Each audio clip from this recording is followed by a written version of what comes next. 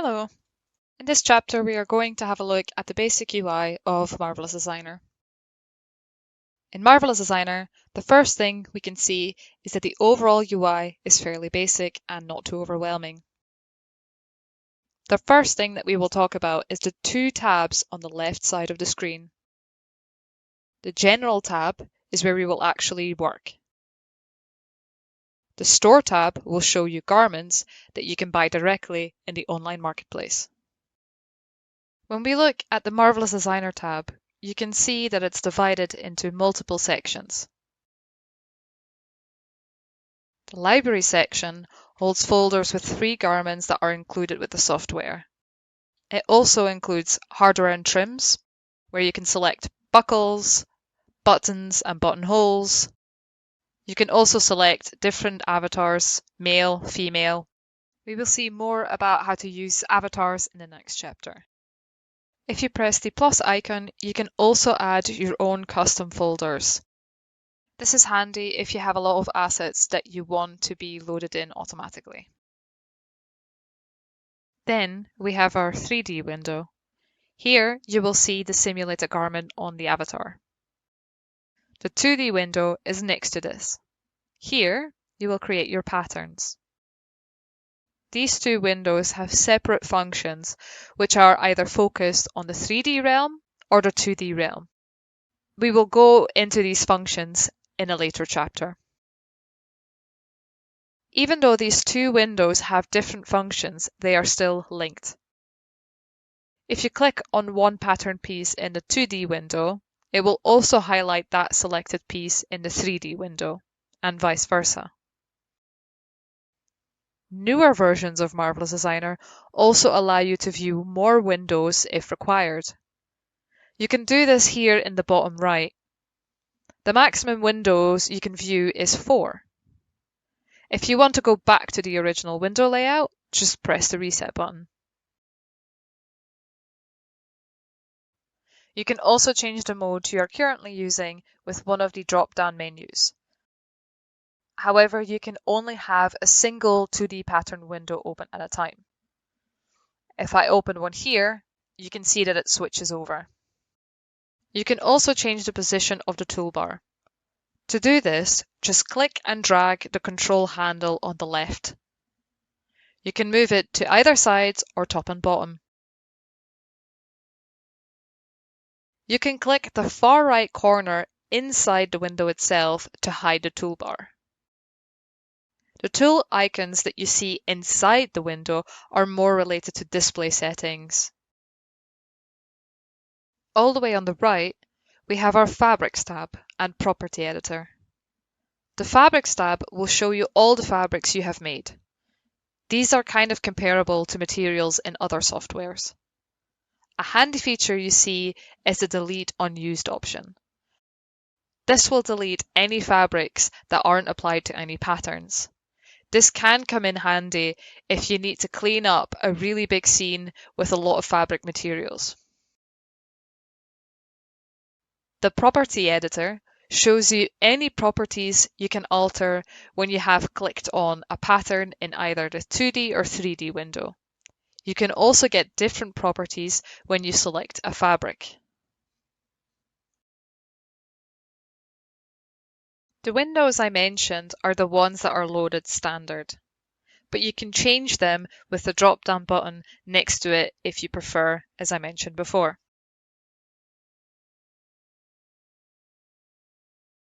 Another handy thing is you can also click the duplicate button that you have on the side panels. You can then have it hover over the screen wherever you want. You can also drag it back into one of the side windows, or close it by pressing X.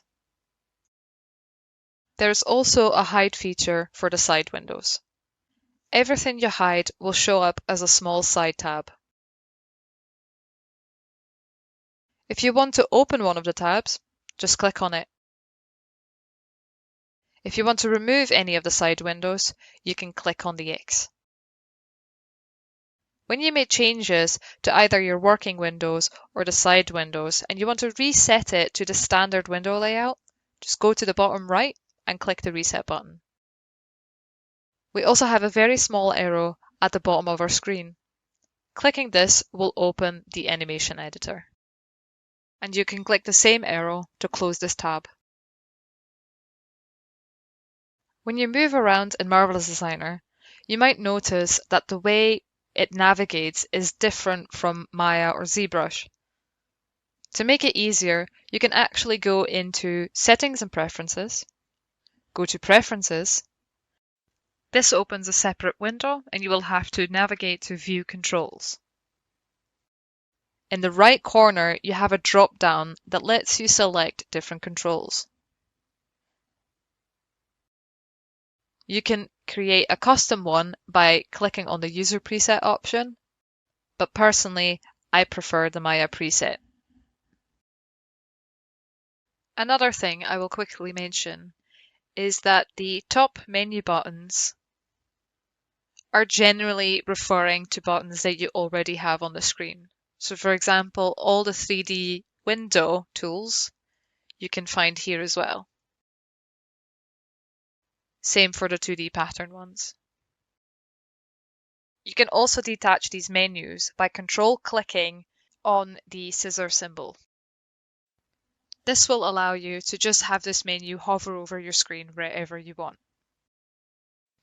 You can do the same thing with the drop-down menus that you can find in the 2D and 3D pattern window.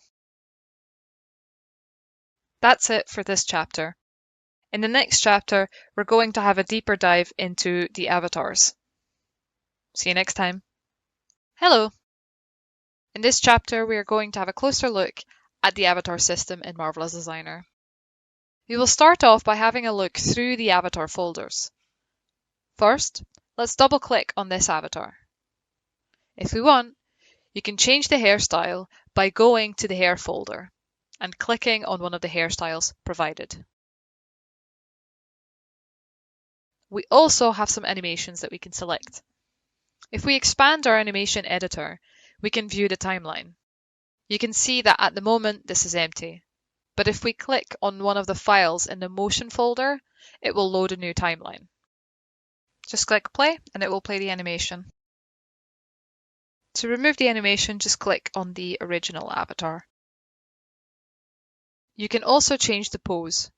Just navigate to the pose folder and select whatever pose you would prefer.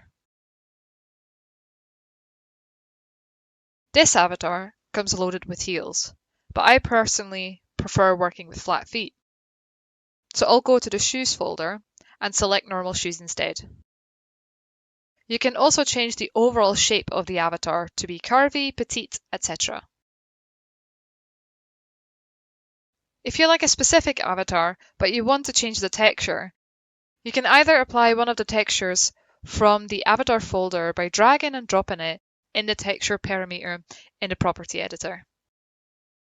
You can also remove the texture to just use a plain color instead. If you single click on one area of the avatar, it will only select this area. If you double click on the avatar, it will apply any changes to the whole avatar. Another area where we can easily adjust the avatar is the scene browser. Just use the drop-down menu and select Scene Browser. The Scene Browser is comparable to the outliner in Maya. It basically shows you everything in this Marvelous Designer scene.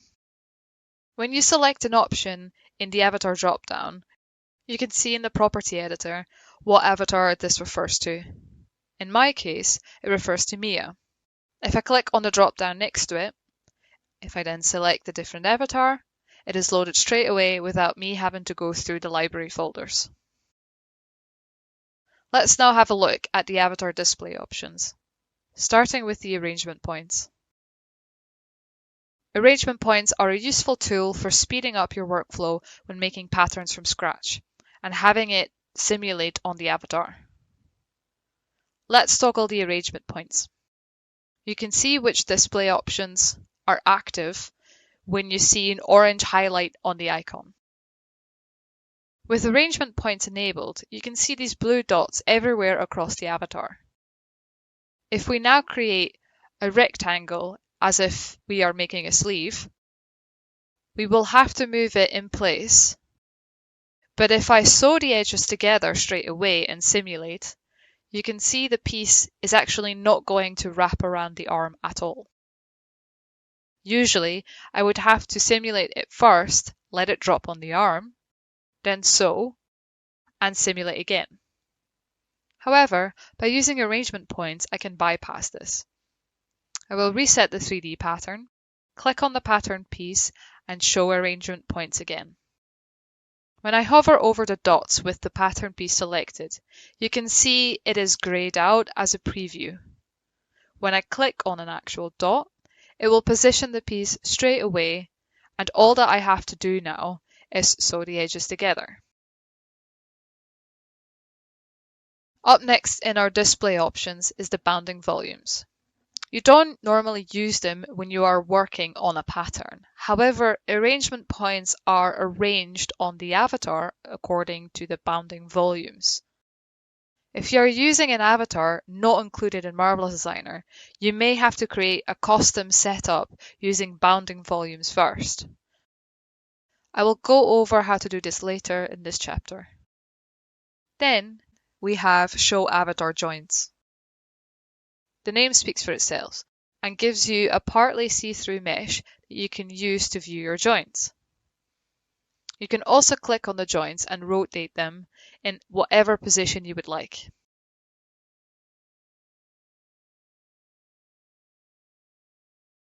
Show Avatar Measurements shows you common sewing measurement lines. Custom patterns will be based on these measurements.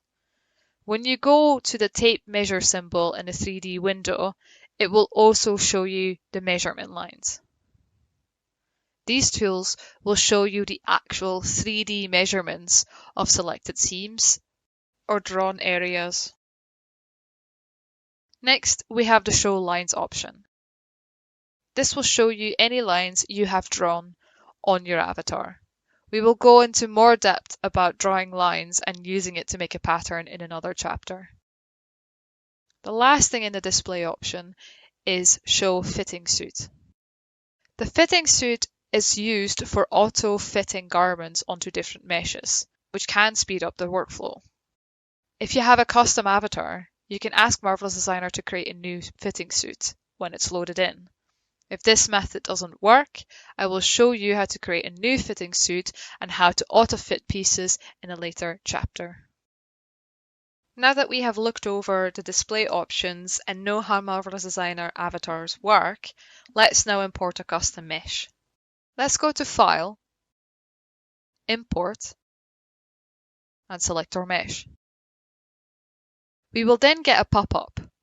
Here, I would recommend checking both Automatically Add Arrangement Points and Auto Create Fitting Suit. These two options don't always work, but when they do, they save a bit of time. Scale-wise, you can select whatever you prefer, but I tend to use Auto Scale. One thing to note is that when you're importing custom avatars, is that they should be a normal size. You don't want them to be too big or too small, because then the simulations won't work properly. Once we've selected everything that we wanted, we press OK and wait for it to load in. Now when we check our arrangement points, you can see that the automatic feature did a fairly decent job, but some dots are intersecting slightly. Let's go to the Avatar menu and click Avatar Editor. This will open another window, and here you can navigate to Arrangement. The window here is divided by bounding volumes and points. What you can do is move the bounding volumes by hand, and it will automatically move the arrangement points for you. This works fine if the automatic feature has done a decent job. If you have too many intersecting issues, then we can create everything from scratch. I will delete everything so I can show you how it works with one section of the avatar. I will add one bounding volume by clicking the Add icon. In the setting, we can now name the bounding volume what we want. If you don't have joints in your scene, your drop-down for these two options will be empty. Your shape can be a cube as well, but most of the time you just want a cylinder. We can move it by clicking and holding on to the highlighted gizmo areas. We can see that the height is still too tall for the leg, so let's make it a bit smaller. For the length, these two don't have to be the exact same value. When we are placing these banding volumes, we just want to make sure that the model is completely inside the banding volume. This process is what you would do for all the areas where you would want arrangement points. One thing to mention is that if your arms are a bit more bent, you can actually have banding volumes for the upper arm and one for the lower arm. It doesn't have to be one big cylinder. When you have gone through all these steps, I would recommend saving as avatar before continuing, just in case if it crashes. Once that is done, we will go to the points section of the avatar editor and click Add. You will notice that no blue dot will actually show up. That is because you need to select the banding volume you want to focus on for this point.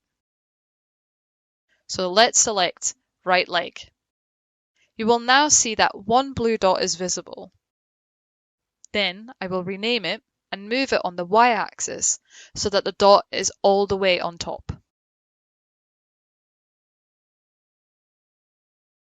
Then I will add two more and move them so that the three are evenly spaced apart in the center front.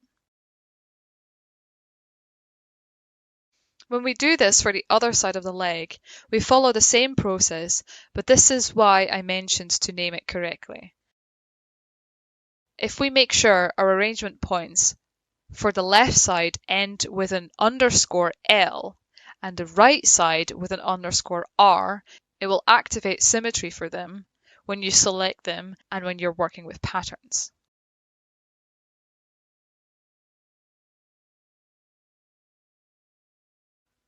Once you have done all your custom points, let's save as avatar.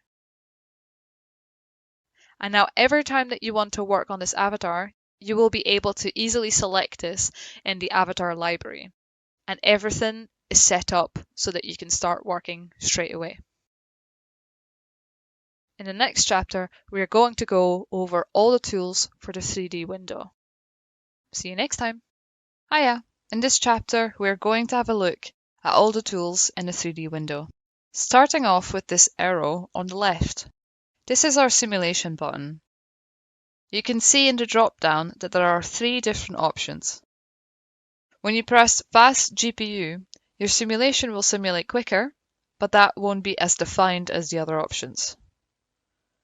Then we have Normal Default, which is a bit slower compared to the Fast option, but has more definition. I tend to just use the normal option since it gives me enough detail for what I need. The last option is the slowest of them all, but the stretch of the fabric is much more realistic. Because this one is so slow even at the start, I tend to never use this. You can also activate Simulate by pressing the spacebar. Next to our Simulate button, we have the Select and Move button. This button will allow you to grab things in the 3D window and move them around. You can also activate the Select and Move mode by pressing Q. Up next, we have our Select Mesh and Pin Mesh tools. In this drop-down, you can see that the first three are different versions of the Select Mesh tool. The two options at the bottom are pin features. The first option in this tool is the Select Mesh brush. You can see that we have a pop-up where we can address the strength of the brush, the size, and the focal length. We can manipulate the brush with some short keys as well. The Shift key toggles between the existing selection area. You can see the areas we have already marked will be erased and the areas that are empty will be marked. Shift Control key will let you add to your selection without altering what is already there. The Control key will let you delete parts of your selection. When you right-click, you have another sub-menu that pops up with some options.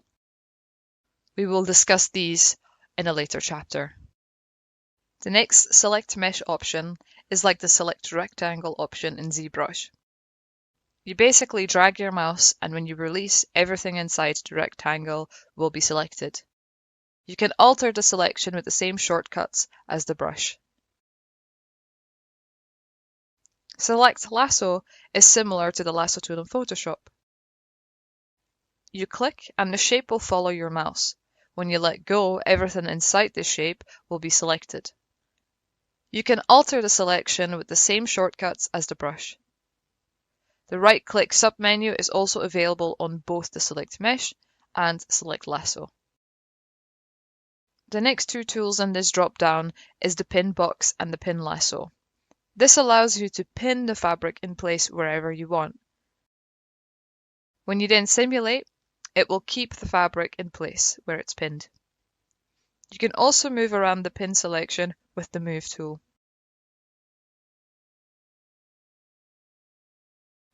The next tool option is Styline tools. These style lines appear when you select the tool and click on the garment you want to edit. Thick black lines will appear on the outlines of the pattern pieces. Edit Styline allows you to make changes to your existing pattern on your 3D model. Scale Stylines allows you to scale the seams up and down. Move Stylines lets you change the length or width of the pattern piece. You can see that with any changes made in the 3D window, the 2D pattern will update as well. The Draw Styline tool lets you add in more seams. You just have to click on the edge or on a corner of a pattern piece to begin drawing a new styline across it. Then you click on the other edge or corner of the pattern piece to complete the new styline. The next tool is Tack and Edit Tack. The tack function is very similar to what we call a basting stitch, or pinning things in real life. It's a temporary solution to visualize fit adjustments by tacking it temporarily. You can place a tack by clicking somewhere on your garment and then clicking on another area. Once that is done, it will calculate and you will be able to simulate. You can see that these areas have now come together. You can edit the tack points as well by going to Edit Tack. You can also tack things onto the avatar. This will allow you to make sure that garments don't fall off the avatar if they're very loose fitting. We can also use tack lines to tack a garment together.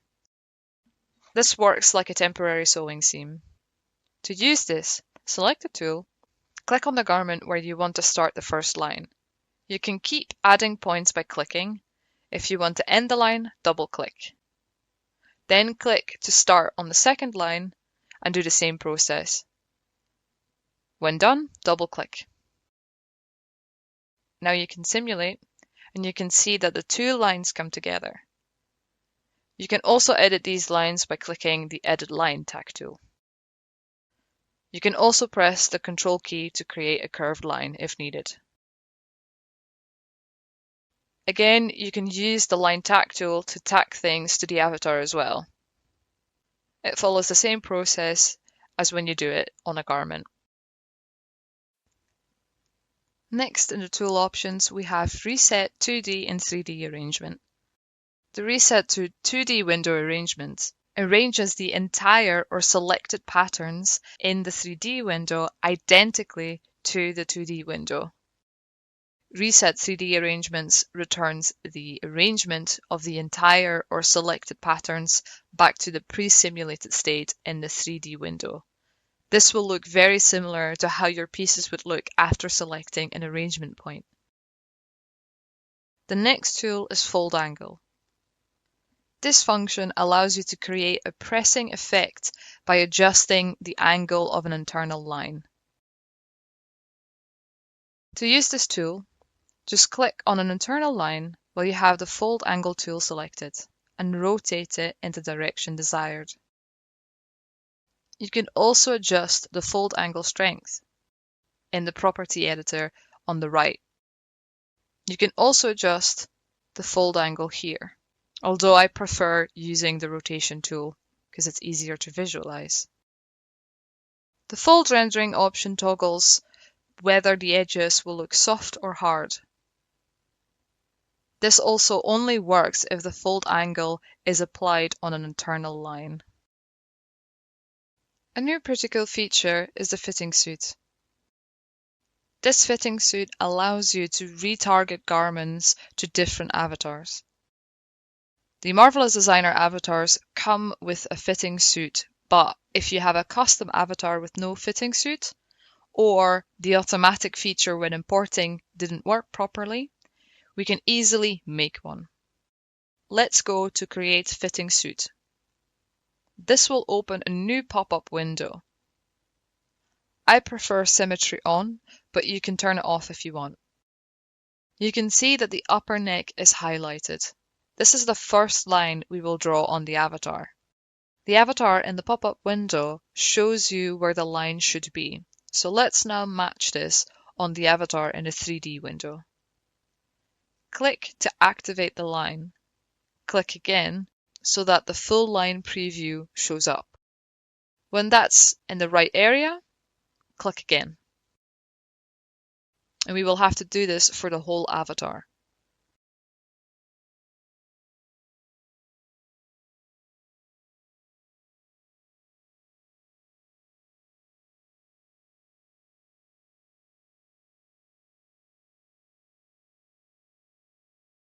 When we're done, we hit Apply and save this avatar. You can see that the fitting suit has been adjusted. So let's now test it by popping in one of the free garments from Marvelous Designer. Then we go to Retarget Draping. We let Marvelous Designer finish its process.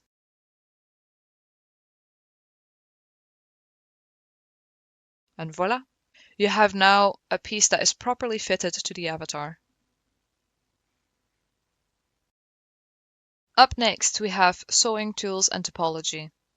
I won't go into much detail about these in this chapter because we will dive into these in the 2D window chapter. These tools are linked between the two windows so you can edit them or add them in either the 2D or 3D window. Let's now have a look at line editing. We can add lines and edit them with this tool. Some neat features with the edit line is you can right-click where the line is highlighted and you can add a curve point. You can also cut and sew the pieces together. We can also just cut a whole piece out if needed. You can also convert any lines to internal lines if required. We can also draw shapes on the avatar with the Line Avatar feature. The reason why this might be handy is because we can convert these drawn areas to a 2D pattern by using Flatten. We just need to hover over the selected area and click it. Then press Enter. You can see that Marvelous Designer has now added in a new pattern piece based on these lines in both the 2D and 3D window. The Edit Texture feature is another one we will discuss in the 2D window chapter, since the same options are also available there. Up next, we have the Button feature. We can place buttons by clicking Button, and wherever you click on the garment, a button will appear. We follow the same method for the buttonhole. When you're done, but aren't happy with the placement, we can move them around by clicking the Select Move button. When you hover over either a button or a buttonhole, it will look blue, then click.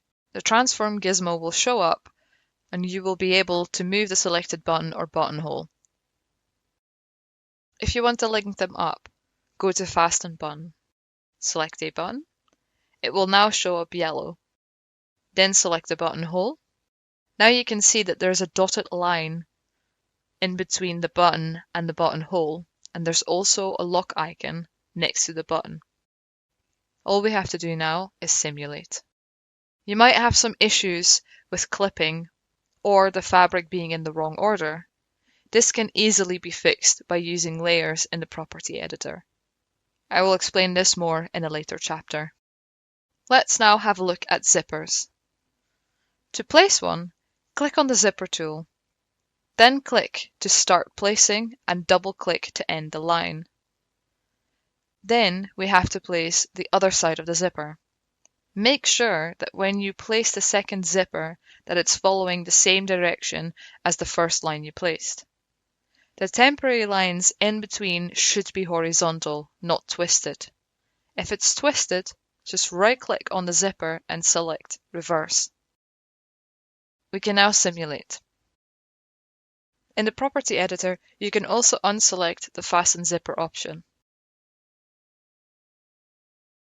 You can also select the zipper slider, which will give you some other options such as reverse zip direction or move it to the other side. Up next, we will have a look at add and edit piping. Piping in real life is a type of trim or embellishment consistent of a strip of folded fabric so as to form a pipe inserted into a seam to define the edges. We can place this by selecting Add Piping. Then we click the desired starting point and drag to extend, and double-click to complete the piping. We can edit the piping line with the Edit tool. In the Property Editor, we can also adjust the width. The next tool has a very similar icon, but this one is for adding binding. Binding in real life refers to a narrow strip of fabric attached along the edge of a project. In Marvelous Designer, you could use this to quickly mimic a hemmed edge. To place the binding, just click the start point and double-click where you want to finish the binding. A small note about this is that the binding has to be applied to a whole edge. When we go to select binding, we can change the width. You can also change the length. The closer to 0, the tighter the edge. The press tool is the next one. We can use this function to create a pressing effect. For example, on some fitted trousers, you have this pressing line in the front and back. We can do this in Marvelous Designer by selecting the tool and clicking on one side of the pattern piece you want to press. The selected pattern should now be transparent. Then click on the other layer next to it. The pattern piece selected should now appear again, and we just have to simulate to see the changes. You can see the difference between the two edges here in the front. The last tool we will be discussing are the measuring features. The measuring tools for the avatar lets you either measure height, circumference, or certain drawn areas on the avatar itself. You can also have some edit tools that allow you to select some of the previously placed measurements and alter them or delete them. You can do the same thing for the garments. The button all the way on the right is another way to play an animation if you have one loaded in. In the next chapter, we are going to have a look at all the tools in the 2D pattern window. See you in the next one. Hello. In this chapter, we are going to have a look at the 2D window tools. We will kick it off with the Transform Pattern tool. This allows you to move pattern pieces as well as scale them and rotate them. You can scale the pattern as well by selecting and dragging any of the points on the rectangle in whatever direction you prefer. You can rotate by clicking the top point. You can also activate Snap by holding the Shift key. This tool can also be activated by pressing A. Up next, we have the Edit Pattern tool. This allows you to move points or lines of your pattern. You can use Snap as well. The Shift key unlocks more Snap options compared to the Control key. If you want to select multiple points, you can hold Shift while selecting. Double-clicking on the edge or a point of the pattern will select everything. You can also activate a lasso select option by double-clicking on the pattern itself or in the 2D window. Once you have completed the loop, it will select everything inside. You can also select the Edit Pattern tool by pressing Z. The following tool in this drop-down is the Transform Point and Segment tool. You can move things just like the Edit Pattern tool, but this tool allows you to use the transform options per segment or multiple points. The next tool on the list is the Edit Curve Point. We can add curve points by clicking on an edge, and we can move around our existing curve points. If you hold D while moving a curve point, it will only move this specific curve instead of all the points connected to it. When you click on a point, right-click. You can then delete a point as well. To delete all curve points, we'll delete all the curve points on the edge where you selected this option. You can also right-click while you are in these edit tools and convert a normal point to a curve point. You can also select V to use this tool. The following tool is the Edit Curvature option in the drop-down. When you click on an edge and move it, an AI curve is being added. If you want to adjust the curve point, you have to go back to the Edit Curve Point tool. In the Edit Curve Point tool, you can add an AI curvature point by holding Alt. Then click on a point and drag it to the shape you want.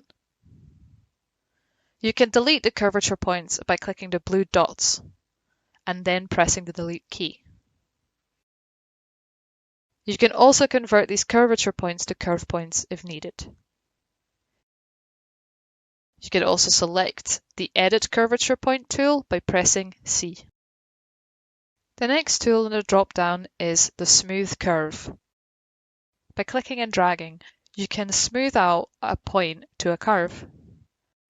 If you're doing this to multiple corners but want the corner to be the same distance, you can click, drag, and then click with the right mouse button. This will bring up a pop-up where you can put in distance per line. You can then just keep doing this process until all the corners have the exact same measurements. Up next we have our Add Point and Split Line tool. When you have this tool activated, you can add points to the line by clicking. If you want to be more precise, you can right-click on a line and a pop-up called Split Line will appear. Here, you can have the actual split in the middle or however you might desire. You can also get this pop-up when you are in the Edit Pattern mode, but you have to right-click on an edge and then select Split. Then the pop-up menu will pop up. To activate the Add Points/Split tool, you can also press X. The Slash and Spread tool is next. Click on the point and drag a line to the point where you want to finish the slash line. Then you can rotate either side or both sides depending on the blue highlighted zone when you hover your mouse. A positive angle will add to your pattern, while a negative angle will take away. The last tool in this drop-down is Trace. We can select some internal lines, for example, then right-click, select Trace as Pattern. This will create a pattern following the same shape of the internal lines. You can also convert normal edges to internal shapes. The shortcut for this tool is I. Up next in the toolbar, we have our pattern drawing options. We can either draw a polygon. The shortcut for this is H. We can draw a rectangle, and the shortcut for this is S. Or a circle, and the shortcut is E. For both the rectangle and the circle, you can use the pop-up to put precise measurements in by left-clicking in the 2D window. We can also add a spiral if you need. The tools next to our pattern drawing options work exactly the same, but they are used to create internal lines. The only difference is instead of having a spiral option, you have a dart option that will cut out a dart on your pattern. The internal line tool shortcut is G, and the internal sphere is R. Auto-fitting is our next tool. This feature lets you adjust the size of your garment to your custom avatar automatically. This option works very similar to our retarget draping tool in the 3D window, but this changes the 2D pattern slightly so that it fits better, while the 3D window option will just do the draping. The next tool dropdown we are going to take a look at is our sewing tools. These tools are also available in the 3D window. Segment sewing lets you sew edges together. You can do this by clicking on the desired highlighted edge. And if we want to close this rectangle up at the side, we will select the opposite side. Once you selected the other edge, you can see that the sewing lines you just placed in the 2D window changed color. This tool is also activated by pressing N. When you sew things together, you have to make sure that the sewing lines aren't twisted. If they are twisted, then they won't simulate properly. You can reverse the sewing direction by right-clicking on the sewing line in the 2D window and selecting Reverse Sewing. Free sewing follows the same workflow, but you aren't constrained to using the whole edge of a pattern. You can, for example, stop midway. When you do this, you can see that when you have placed the second sewing line, you have a dark blue dot appear. This is to show you where you can stop if you want to match the same length as the first line. You can select the free sewing by clicking M. The MN segment sewing and free line sewing allows you to do multiple sewing lines in one go, but it follows the same workflow. When you have the check sewing tool selected, if you click on one of the sewed edges, it will display the size differences. One small note on this tool is that I noticed that if you have this selected, you can still be in other sewing modes. So make sure you have Edit Sewing selected, because otherwise you might be adding more sewing seams to your pattern by accident. The next tool is one we have both in the 3D window and the 2D window. Topology lets us change the topology if required. When you go to Create Topology, which is also activated by pressing U, you can start drawing on your 2D pattern or 3D pattern. You just click at the starting point and just keep adding dots. You close up a polygon by selecting the first dot. With Edit Topology, you can move whatever you have placed. If you feel like this is a bit too low fidelity, you can go to Edit Topology, right-click and select Add Division. You can also create new pattern pieces with this new topology if you right-click and select Convert Duplicate. If you want to replace the pattern piece with the new topology, you can right-click and select Convert Replace. When you replace, it will undo all the sewing lines you have placed on this sewing pattern. The hotkey for Edit Topology is Y. A quick way of placing new topology is using the Patch Retopology tool. This one you can only select in the 2D window. In the pop-up window, you can slide to select how many divisions you want per edge. Then you just click and drag along the edges until you have gone all the way around. You can edit or convert the existing topology using the Edit Topology tool. The next tool in the 2D window is the Steam Brush. When you get this pop-up, you see the shrinkage level. The lower it is, the more it will shrink. The higher it is, the more it will expand. You can also adjust the size and the hardness of the brush.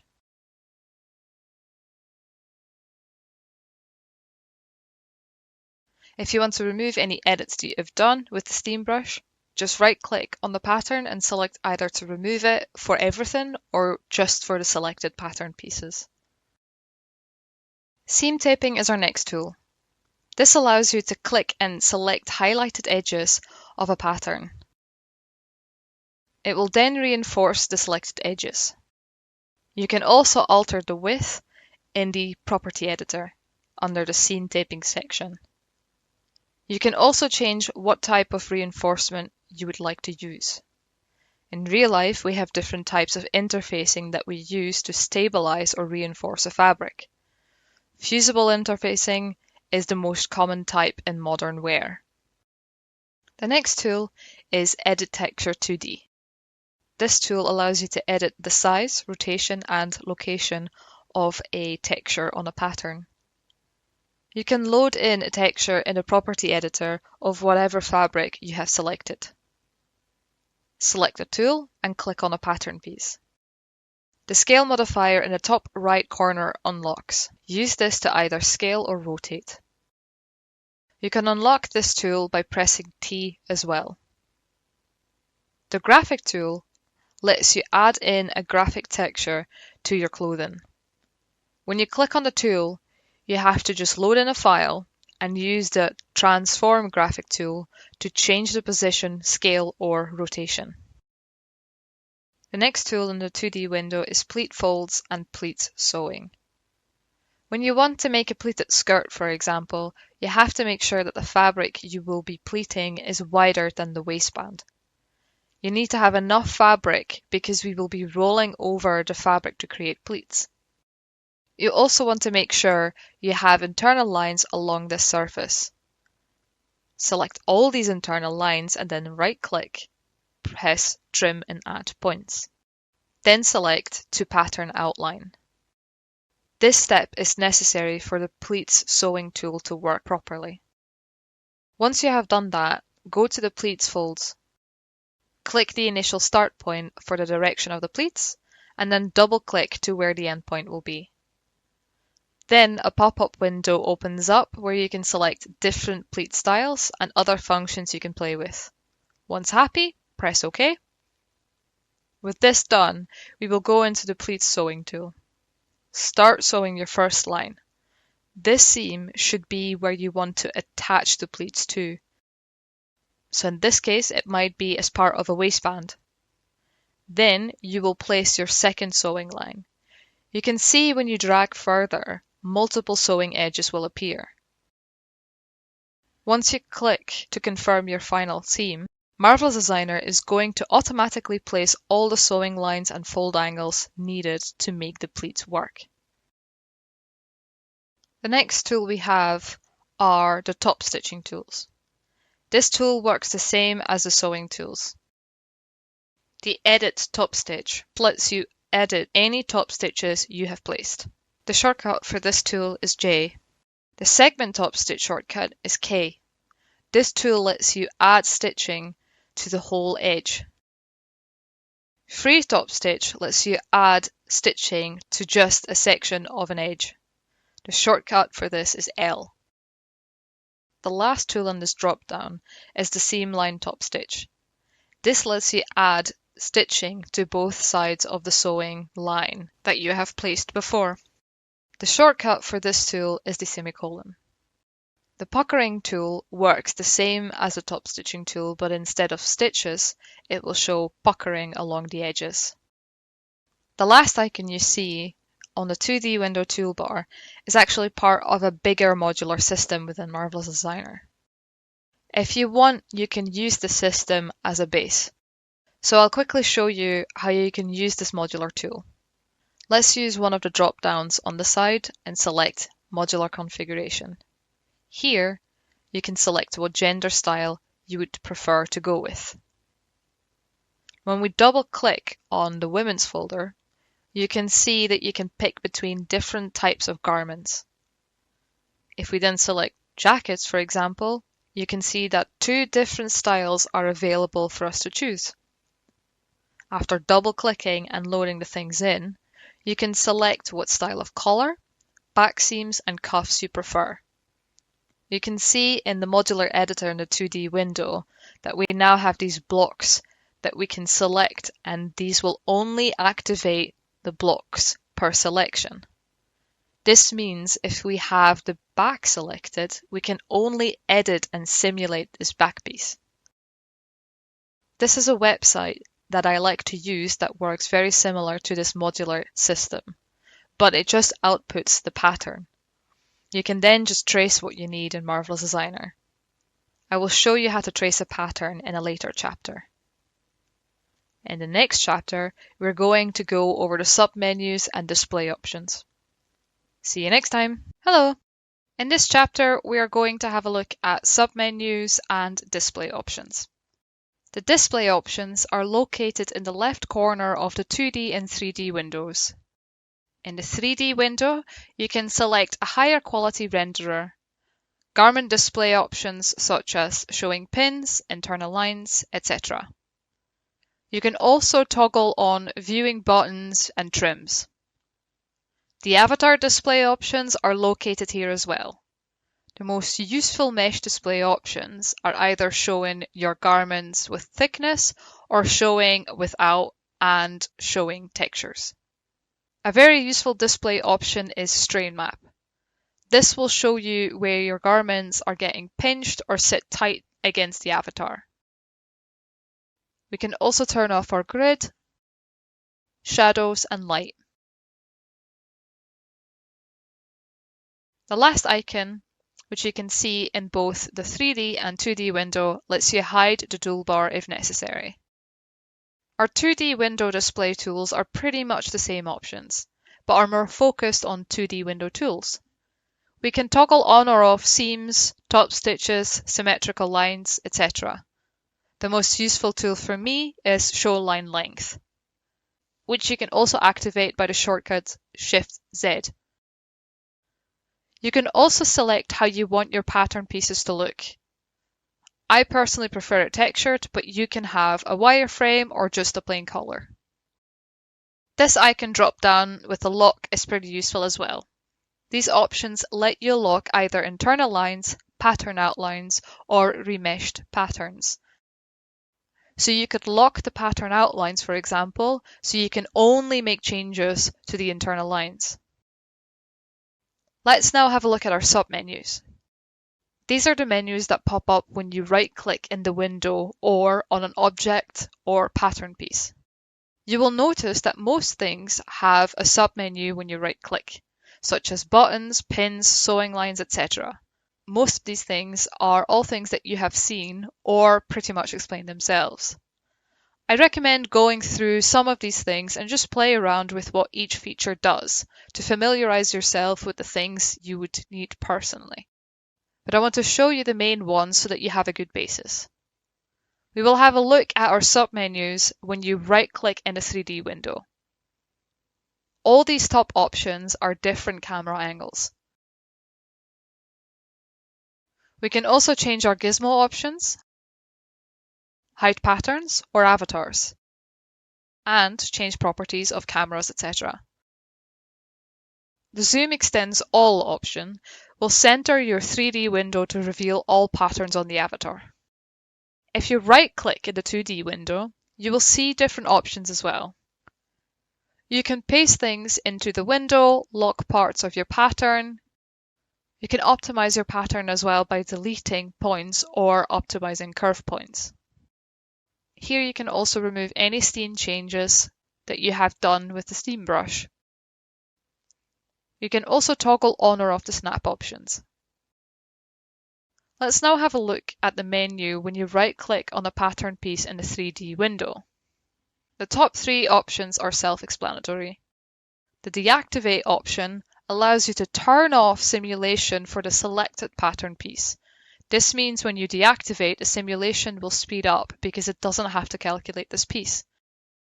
This can be handy in larger Marvelous Designer scenes. If you select Deactivate Pattern and Sewing, it means that the sewing connected to this piece will also be deactivated. Freeze allows you to freeze a pattern piece so it won't simulate. Unlike the Deactivate option, the frozen pattern pieces will still affect the draping of the pieces around it. Strengthen option will smooth out most folds, as if it's stiffening the fabric.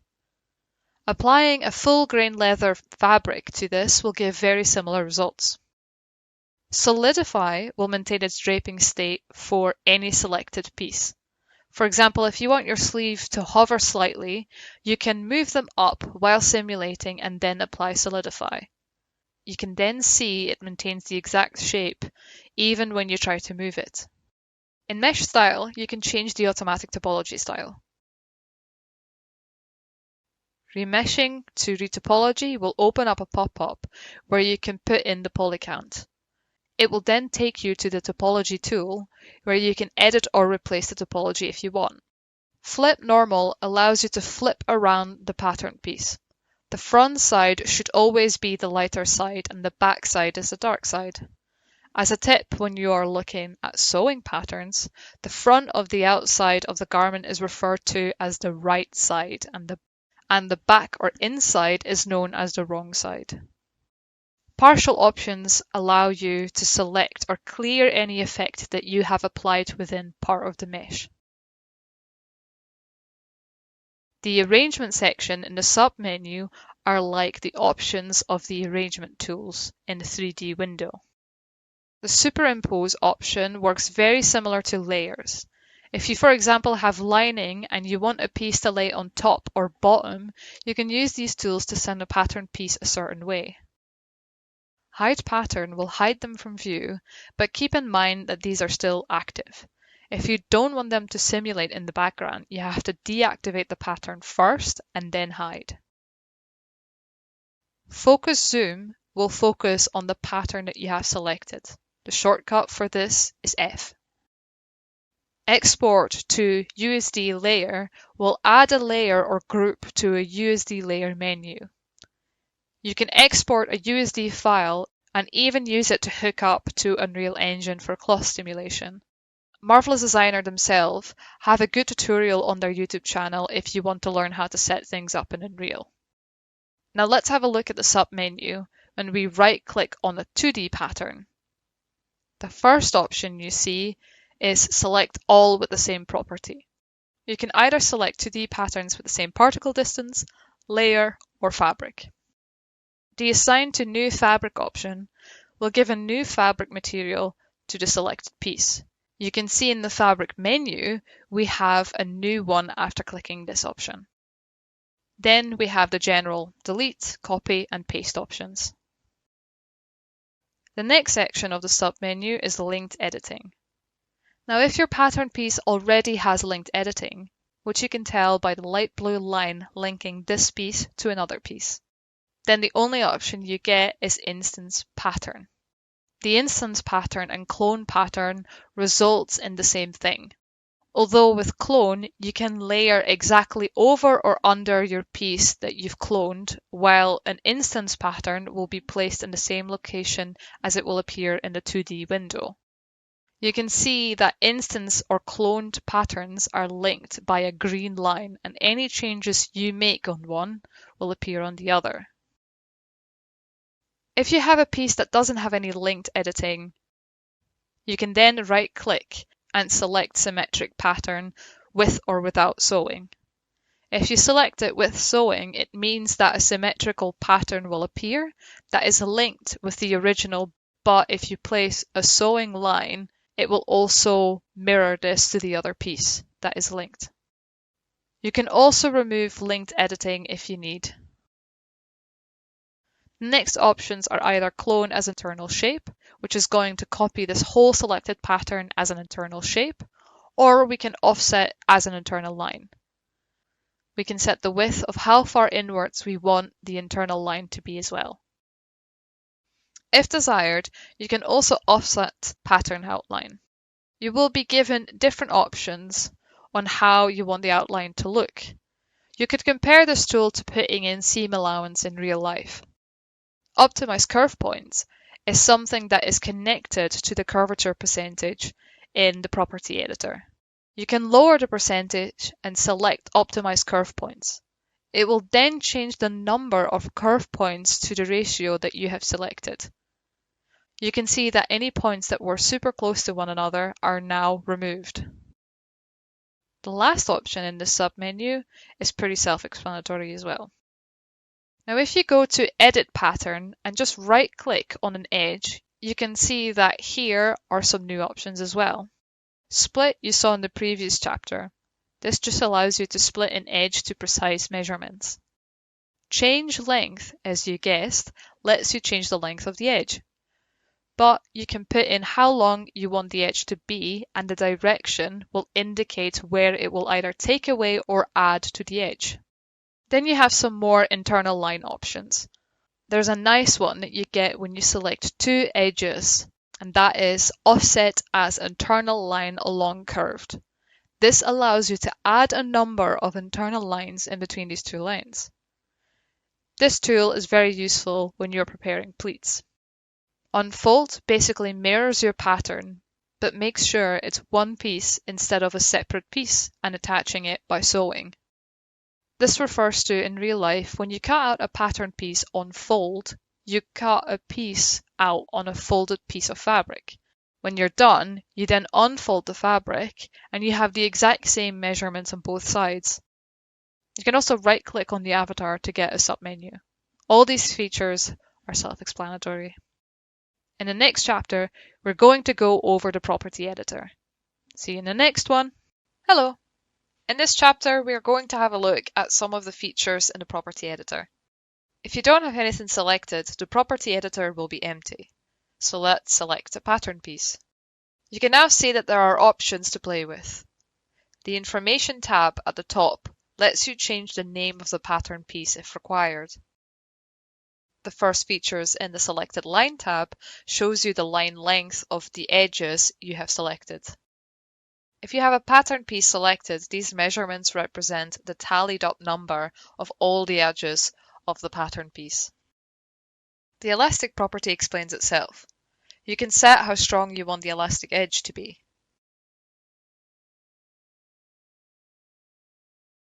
The seam taping option is the same as the seam taping tool in the 2D window. The curved-sided geo we also went over in a previous chapter. The double-sided option will only show if you have rendering 3D pattern with thickness enabled. When we click, you can see that it now looks as if you have two pattern pieces sewn together. In the Simulation tab, there is a particle distance option. This you will probably end up playing with a fair bit when you are making a garment in Marvelous Designer. The particle distance is set by default to 20. The lower this value, the higher the resolution of your simulation will be. A value of 20 means we don't have too much detail to begin with, so it's a good value to start drafting or cutting out pattern pieces and sewing it together. It allows you to quickly test things and you won't get too bogged down by the detail. Once you are happy, you can move it down to 10. This will start giving you more detail so that you can refine your pattern. Once you are done, I would recommend putting the particle distance down between 5 to 2. This will give you some finer details, but it's much slower, so I wouldn't recommend making changes to a pattern when you are this low. Personally, I never go lower than 2 because it doesn't give any significantly better result in my experience. Layers is another feature I tend to use often. This will allow you to tell pattern pieces in what order they are meant to lay. 0 will be the lowest layer. Numbers higher than that will go above. If you have 3 pieces, the piece you want at the bottom will be 0, the middle will be 2, and the top will be 3. You will notice that you have this purple outline on the pattern in the 3D window. This just shows you that you have layers enabled. There's no way that you can turn this off with any display options because you are meant to turn this layer feature off once you have the arrangement you like. The weft and warp is something we will discuss in the next chapter. Thickness collision lets you change the distance between the avatar or other garments.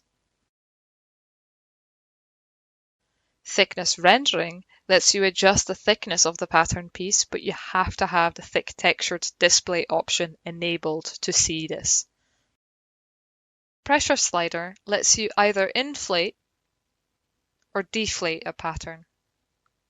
This could be used, for example, for pillows. Fabric dropdown lets you select different fabric materials you have. The grain direction we will go over in the next chapter as well.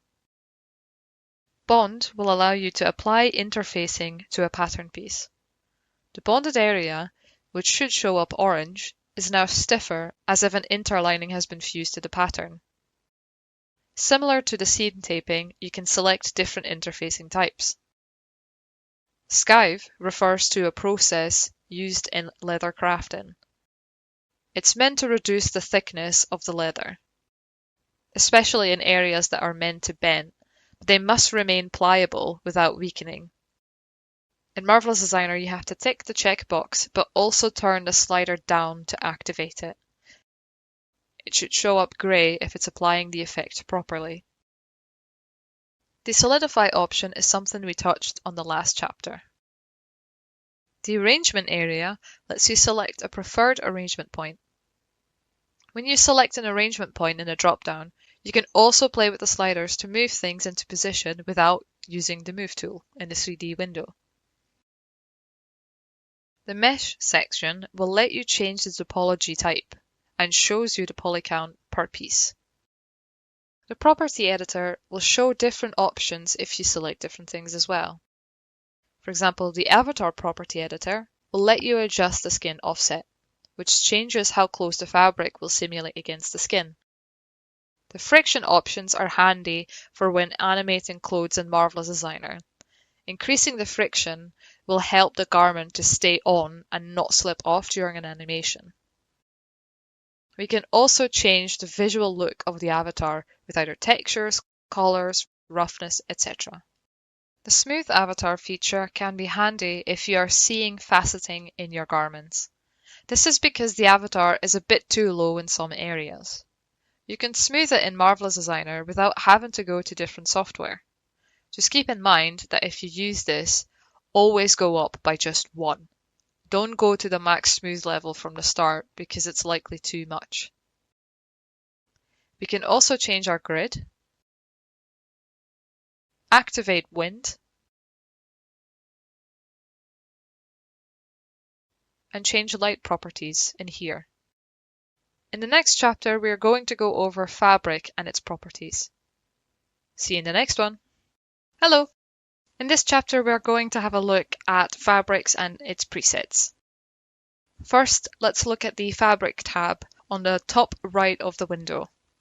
Here we can add, copy, assign, or delete unused fabric presets. You can also drag and drop a fabric preset on a pattern piece to assign it. When we click on a fabric preset, you can see that the Property Editor shows you a ton of options as well. The Information tab speaks for itself. You can just name things however you like. The first drop-down in the Material section allows you to pick either PBR settings or you can slot in a substance material if you want. With texture mapping, you can choose if you want your custom texture to repeat, or if you choose Unified, you can set the UV size separately for the U and V directions. These tabs here let you pick if you want different sides of the fabric to look different. As a default, both the front and the back are set to the same settings, but if you untick Same Material as Front in the back section, you can select a different color, for example, for the back of the pattern. The Type drop-down lets you select some presets for the look of the fabric. So you can select a silk-looking preset, but keep in mind that this is only changing the material look, not the actual simulation preset. You can see when you change the type in the material drop-down that the settings change. If you don't like any of the presets, you can change things manually as well. You can also load in textures, normal maps and displacement maps here. If you load in a texture, remember that you can change the size if you need with the Edit Texture tool in the 2D window. In the Physical Property drop-down, you can select different simulation presets for the fabric. When you change to different presets in this list, you can see that the sliders under it change. In some versions of Marvelous Designer, you can see a bit of fabric draped over a sphere, which give you a preview of how the preset will look. I personally find that these previews don't show enough information, especially when compared to working in certain areas like the elbow that tend to behave differently. I prefer using a sheet like this so that I can have a look at the images and see how the simulation reacts to a full garment instead of having to guess and simulate just to see what works. This sheet is provided in the course as well. You can also play with the sliders and the physical property dropdown to make a custom preset. I will briefly explain to you what the basic terminology means that you need to know concerning fabric construction. The grain line, weft, warp, and bias is something that is commonly referred to when talking about fabrics and sewing patterns in real life, but you see these names pop up in the property editor as well. The grain line is essentially which direction the threads are running in. So when you cut a garment in real life, it will tell you what grain line to follow, and this will change how the finished garment behaves. The warp is parallel to the selvage of your fabric. The fabric selvage is a tightly woven edge that runs along each side of a piece to avoid fraying. The warp holds the tension while you are weaving, and it also has the least amount of stretch. Weft is perpendicular to the selvage. The weft is threaded over and under the warp threads and has more stretch than the warp. Bias is on a 45-degree angle and has the most stretch of all. Now we know what the basic terminology means, we can have a look at the options. I've created two materials and I've put all the values to 0 so that we can clearly see the difference when we're playing with these values. The stretch, weft and warp allows you to set how much stretch you want in your fabric. The lower you put your slider, the more stretch. The higher, it will stretch less. Shear is the stretch value along the bias. So the lower the slider, the more stretch, and vice versa. Setting the shear intensity to the same number as the weft and warp is going to result in materials that crease easily. When decreasing the intensity value, it's going to be more elastic. The bending properties allow you to adjust the stiffness of the fabric. The higher the value, the stiffer the fabric becomes. The lower the value, the more bendable a fabric is. The buckling setting works fairly similar to the bending, but the lower the value, it is less bendable, and the higher the value, the more bendable.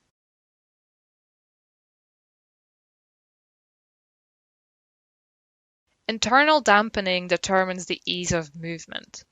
The lower the number, the faster it will move, and the higher, the slower. This is mostly visible when you're doing animations. The density will make your fabric heavier. The higher the value, the heavier it will be. The friction value will allow you to change how a garment reacts to other pieces, or the avatar. The higher the slider, the more friction, so it will stick more to other things. The thickness, as you guessed it, allows you to set the thickness of a pattern piece with this fabric preset applied to it. In order to see it, you will have to select Display with Thickness. In the next chapter, we're going to have a look at how animation with garments in Marvelous Designer works. See you next time. Hiya! In this chapter, we're going to have a look at the animation panel options and the quick basics of using it. Let's open the animation panel and then quickly pop in one of the animations that comes with Marvelous Designer so that we can explain the UI in a bit more detail. Once the animation is loaded in, you can see that we have one animation layer on the tab on the left side. If you can't see a blue bar in the middle, click under the eye icon to view it. If you have any of these layers hidden, they will also not be playable. When we look at the arrows, they are pretty self-explanatory. The triple arrow either lets you move your timeline back to the start or end. The arrow with the stripe will allow you to move the timeline forward or back with a single frame. The play button lets you play the animation. This option lets you adjust the playback speed. The cut will let you cut your recording into multiple layers. Then you can also merge multiple layers together using this button. Loop and delete are self-explanatory as well. You can also add extra keyframes as well. To select multiple keyframes at once, click while holding the Shift key at the same time. Then drag to select the number you need. You can double-click on a layer to select all, and then drag the bar to move the layer across the timeline. If you right-click on a selection, you can also copy, paste, delete the selected keyframes. You can also lock, hide, or hide keyframes of certain layers. The simulation quality has 3 different options, but animation is the most stable, so generally that's the preferred option. The number and the arrows next to the simulation quality dropdown lets you set the quality as well, but it's more of a custom setting. In the newest version of Marvelous Designer, you can also capture a video using this feature. In the quick menu on the right, you can see the general info, but you can also change the scene time warp. This will allow you to slow down or speed up the animation itself. You can change the frames per second as well if needed. Just keep in mind that if you deviate from the frame rate that is stored in the exported mesh, it could result in crashes. You can add a custom avatar with animation by going to Import and click Alembic. This will then load in both the mesh and the animation timeline. You can just load an animated FBX file, but an Alembic file tends to have better results. Once we have that in and our garments are applied to the new avatar, we can then click Record and see how the animation fares with the clothing. When your recording is finished, you will see a red bar as well. Now when you hit the play button, it will both play the animation and the simulated fabric together. So if you just press spacebar, it will just simulate the current pose. That means if you don't have a recorded layer, you will have to re-record to get the animation to simulate the clothing with the animation. You can see that the animation at the moment is too fast for us to make any edits.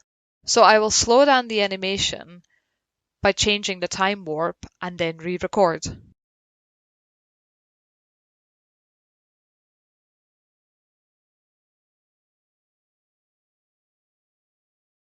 If there are certain areas that slip too much, we can tack them on to the avatar to keep them in place.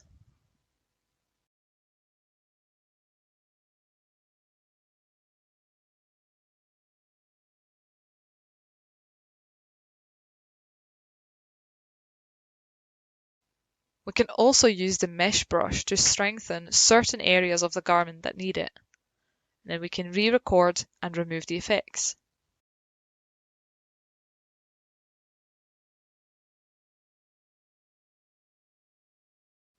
You can also re-record areas that are causing you issues, and the highest layer in the list will take priority. It follows the same rules if you merge layers down.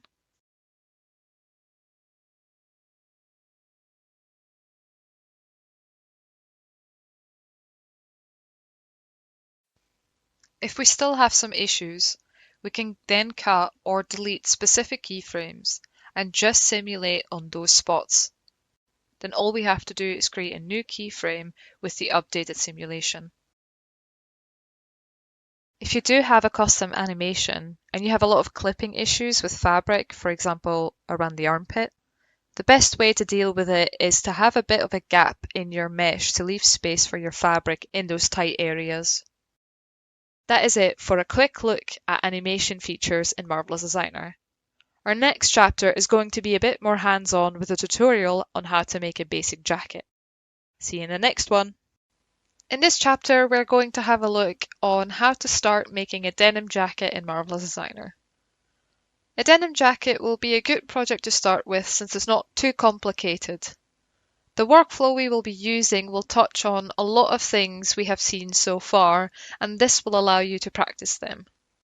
You will start developing your own way of using Marvelous Designer the more projects you do, but this will set you up for a good start.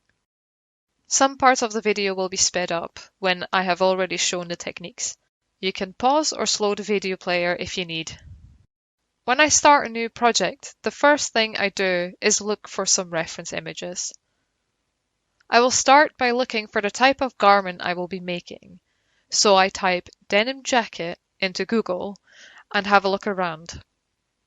Any good pictures that have nice full definition, I will save. I will find a specific type I like that I want to recreate. For example, one with pockets or without. I found this style where there is a pocket, which will be a good example to show you how to do it. The overall design of the jacket isn't too complicated, so now I will have a look for a pattern to make this jacket or find something that is close enough.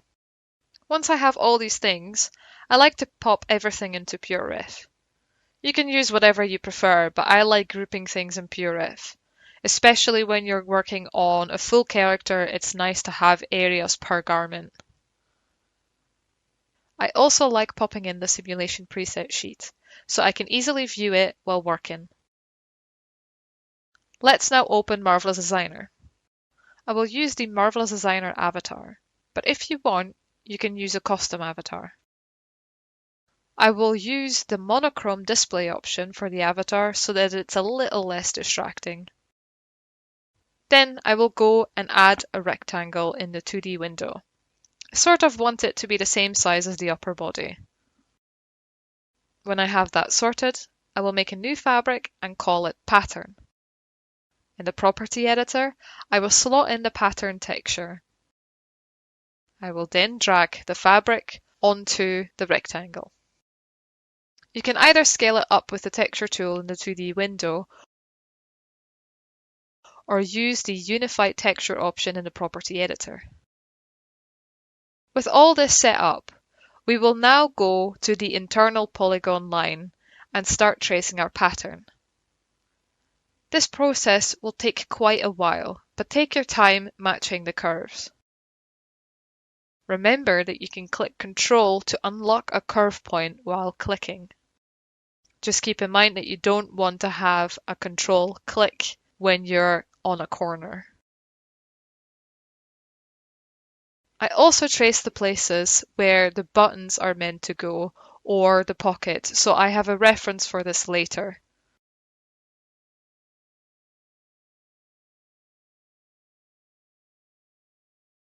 When you have traced everything, it's time to cut out all of our pattern pieces. Just select a piece, right-click and cut. You can select multiple and cut more than one as well.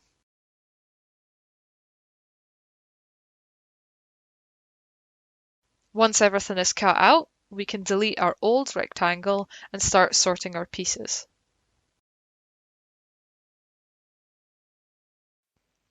I try to lay things out that it makes sense in the way that you're going to sew things together.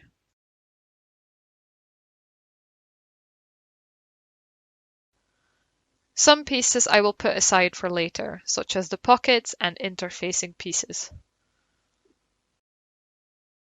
With everything organized now, I just need to reset the arrangement in the 3D window to match the 2D window. With that done, we now have to mirror some pieces. I prefer symmetric pattern with sewing, but you can do it without if you want to practice placing sewing lines. The pattern pieces that say cut on fold or center fold will also need to be mirrored. I will just apply the normal white material on my mirrored pieces just to have a clearer view. I will also update my 2D arrangement again. Then I will freeze the pockets and interfacing so that we don't have to worry about that just now. Before we start sewing things together, I should mention that some sewing patterns have seam allowance included. In real life, this is basically an extra margin of fabric, and it's the area between the fabric edge and the stitching line. Now in Marvelous Designer, this is actually something that isn't needed. The pattern for this jacket does have a 1.5 centimeter seam allowance included, so the easiest way to deal with this is just to select the edges, right-click, and offset as internal line. Here we can put a 15mm edge in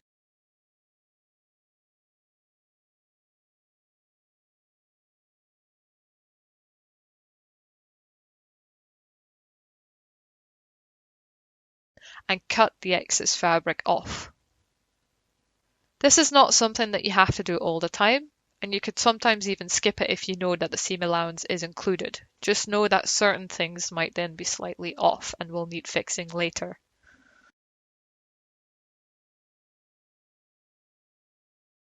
With these adjustments made, we can now start to place the pattern pieces in the right location in the 3D window. You can move them manually if you want, but to save time, you can use the arrangement points. I try to put all the pieces exactly where they're meant to go or close enough to it so that the simulation will take it on easily.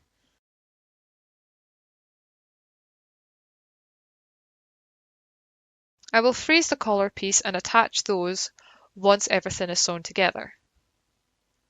With everything in place, we can now start sewing these things together. Start with the main bodice pieces and work from there. Remember to check your sewing lines to make sure none of them are twisted. Use the free sewing tool to attach multiple pieces to one edge. I find it easier to start on one side and then make my way along. It's best not to start in the middle because it's harder to match all the lengths properly.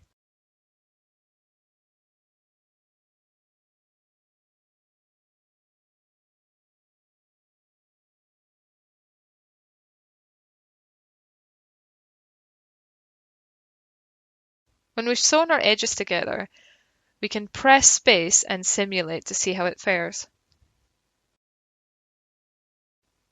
Everything simulated well with no issues, so now we are attaching the collar following the same workflow as we've done so far.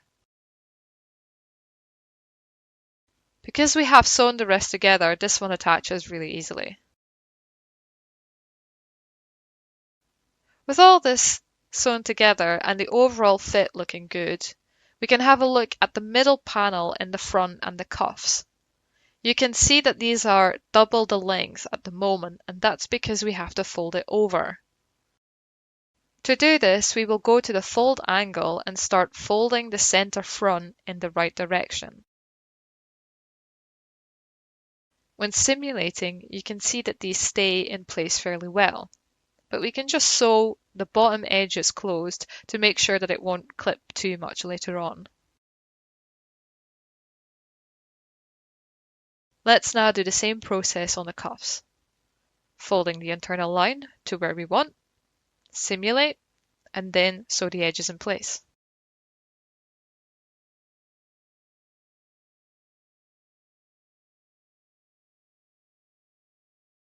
Our first blockout pass is done. I will add another fabric and just give it a bit of colour and add the denim preset. Then apply it to all the simulated pieces and have a look. I'm pretty happy how everything is fitting, but as the last finishing touches for the blockout, I will close up the sleeves temporarily so that I can see if the sleeves are too long. For now, I think I will leave the length, but I might take off a bit of the length the further we are in the project. Then I will also fold over the back seam of the collar so we have it folded over and looking like an actual jacket. I'm quickly having a look with the ref close by to see if there's anything that I missed. The thing I did notice with the collar is that I went a bit too far with my seam, and it shouldn't have this button panel attached to the collar. So I'll quickly just edit my seams to mimic it the way that I would like it. With these adjustments made, we can call it for this chapter. In the next chapter, we will focus on adding in our pockets, straps, buttons, and any other areas that need lining or interfacing. See you in the next one. Hello! In this chapter, we will be detailing the denim jacket by adding pockets and lining where needed. When our scene is loaded, we can start with the bottom band. I already got the lining because it was included with the pattern that I cut out in the previous chapter. But if you're using a different pattern or if you want to save time, we can just right click and select clone under so it's already in the right order. The way I will be showing how to create lining is by unfreezing the other one I already have in the scene and positioning it where it should be. Then I will go into the property editor and set the layers so that this piece will stay on the bottom. Then we can sew the top seam together. I won't do any other seams for now until I have it simulated with one seam first. I usually have better success doing this to get Marvelous to do what I want when working with layers. Once we have this sorted, I will simulate. You can see that the right layers are moving themselves into the correct position. It looks a little messy, but once Marvelous Designer sorted it out, it will relax. With one side attached, I will now cut off these front bits here. In real life, this is the bit that will be folded over on the inside, but we don't need to do this in Marvelous Designer. Then we can sew all the other edges together as well. We will do the same for the lining of the collar piece. I'll unfreeze and move them into position. I'll freeze most of the jacket so that the simulation won't go too crazy because it can sometimes struggle with collars. I did notice that the collar I put in on the jacket is very similar to the color the pieces have when you freeze it. So I changed the color of the jacket just a bit so that it was a bit darker. Once I did that, I will attach one side to the collar.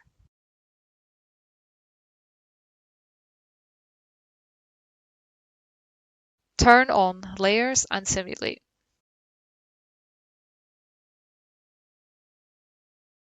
You can see that the simulation is struggling a little bit, so I'm just pulling the bits that are intersecting with the avatar out. I just keep doing this until it relaxes properly.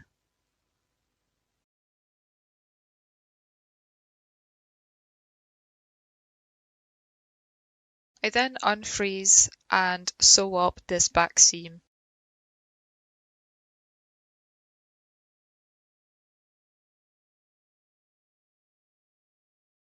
If it keeps struggling, I will put on strengthening on one of the sides and then change up the layers to force it to work.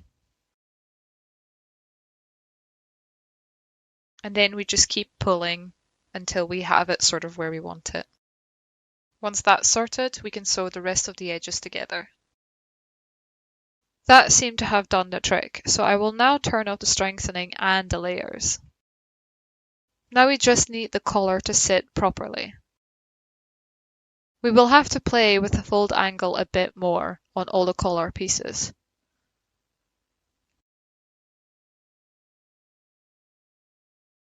I'm going to tack some places down temporarily just to help me to push these places into shape.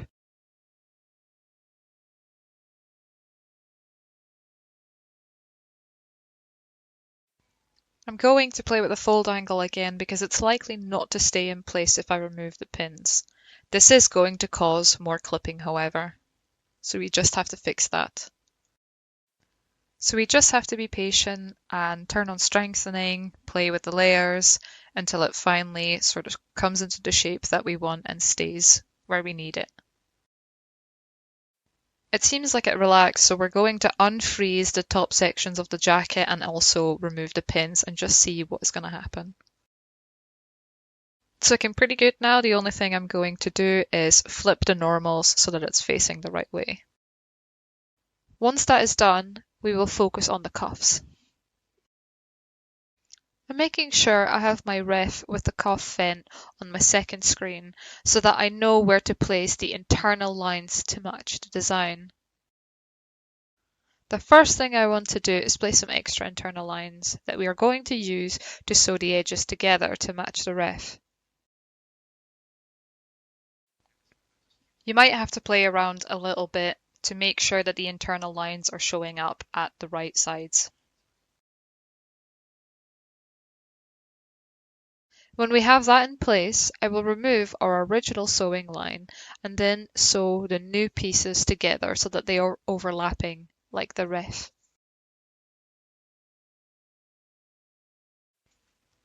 You just have to keep in mind that because we're now going to sew these overlapping pieces together, it means that we have to adjust the sleeve section accordingly.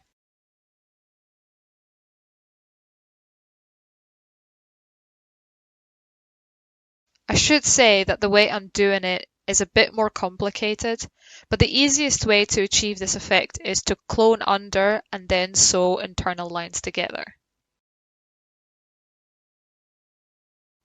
Now continuing on with what I'm doing, we can fold over the edge at the vent of the cuff and sew that in place.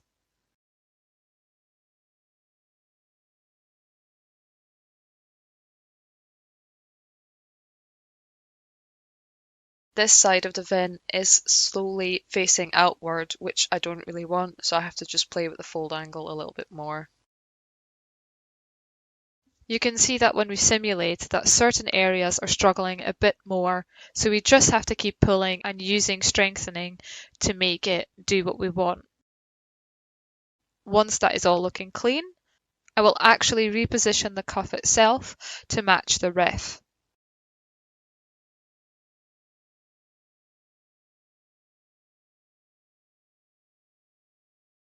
I'm also making the sleeves a little shorter because they are a tad too long. I'll have to pull in some places again because some areas are intersecting. Make sure that you're checking both sides when you have symmetric sewing enabled. I have also done the same sewing technique at the bottom of the sleeve. With that done, we can now move to our breast pocket. Let's start by moving our breast pocket piece over and unfreezing it. We will also have to mirror it with sewing.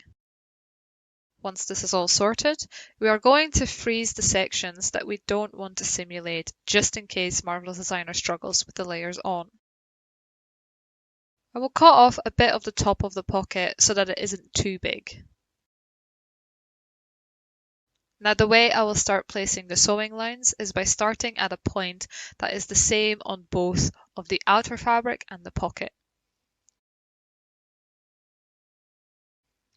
This will allow us to use this as a length reference for all the following sewing lines.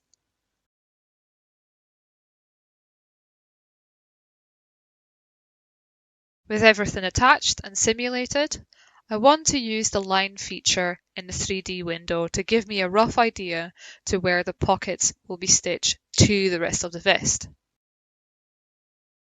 I will start drawing a line more or less where the pocket ends on the vest. You can then faintly see this red line on the pattern. It's easy to miss, but we can use this to draw an internal line over this.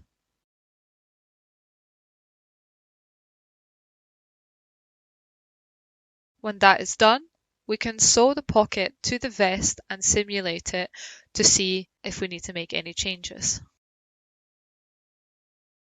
You can see that there is a slight bulging at the bottom, which means that our pocket is a bit bigger compared to where it's sewn to the line. So I will just move the bottom lines down a tad and simulate again.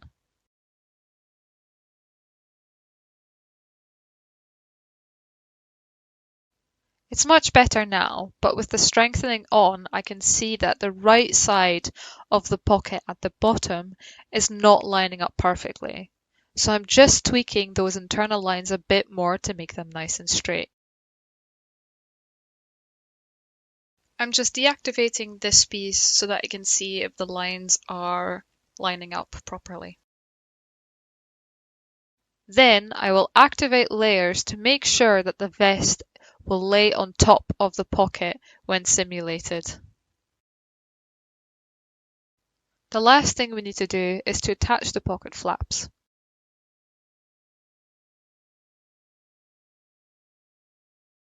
Once simulated, we can see that these flaps are a bit too long compared to the pocket. So I'll just bring the top edge of the flap down. Last but not least, we can add in some buttonholes and buttons. Because I made sure to place internal lines where my buttons and buttonholes are meant to go, I just have to place them in the right spot. Once placed, we can lock them in place. One button is causing a bit of an issue, but with some pulling and moving the button, it starts to behave. I did also lower the particle distance just a little bit because it will help sometimes when you're adding these details in. With the breast pocket done, we can now start on the pockets on the waist. I will move them over and make sure that the bit that sticks out slightly is on the right side. You can see that when I initially placed them, they were not facing the right way, so I had to move them around. Then I will clone it so that we have two identical sides sewn together. The little pocket opening on the vest needs to be cut out and sewn onto the top pocket piece.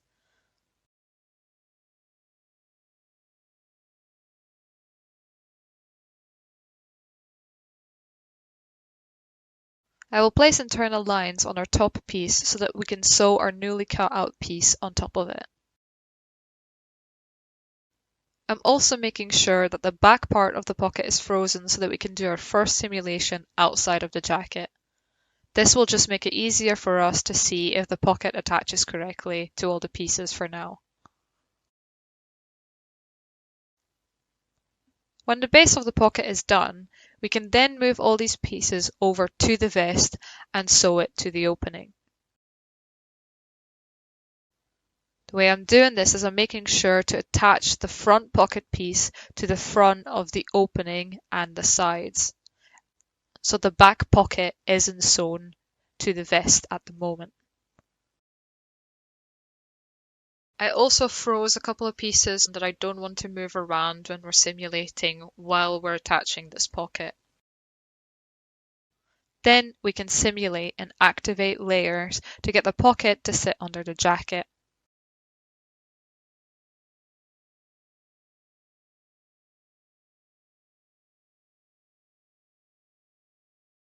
I did notice that even though on one side Marvelous Designer has simulated properly, but on this side we seem to have some issues.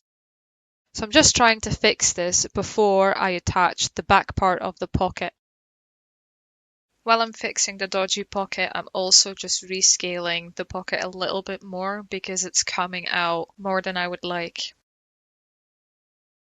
I made sure I turned on the layers for both the front part of the pocket and the jacket. Then I just keep pulling until it starts to move. Now that most of the clipping has been resolved, I can attach the back part of the pocket to the remaining seam on the opening. Once I have it where I want, I will also pin it on a corner into place so that it won't move too much when I'm simulating from now on. Now we can unfreeze and move around the pins if we need to.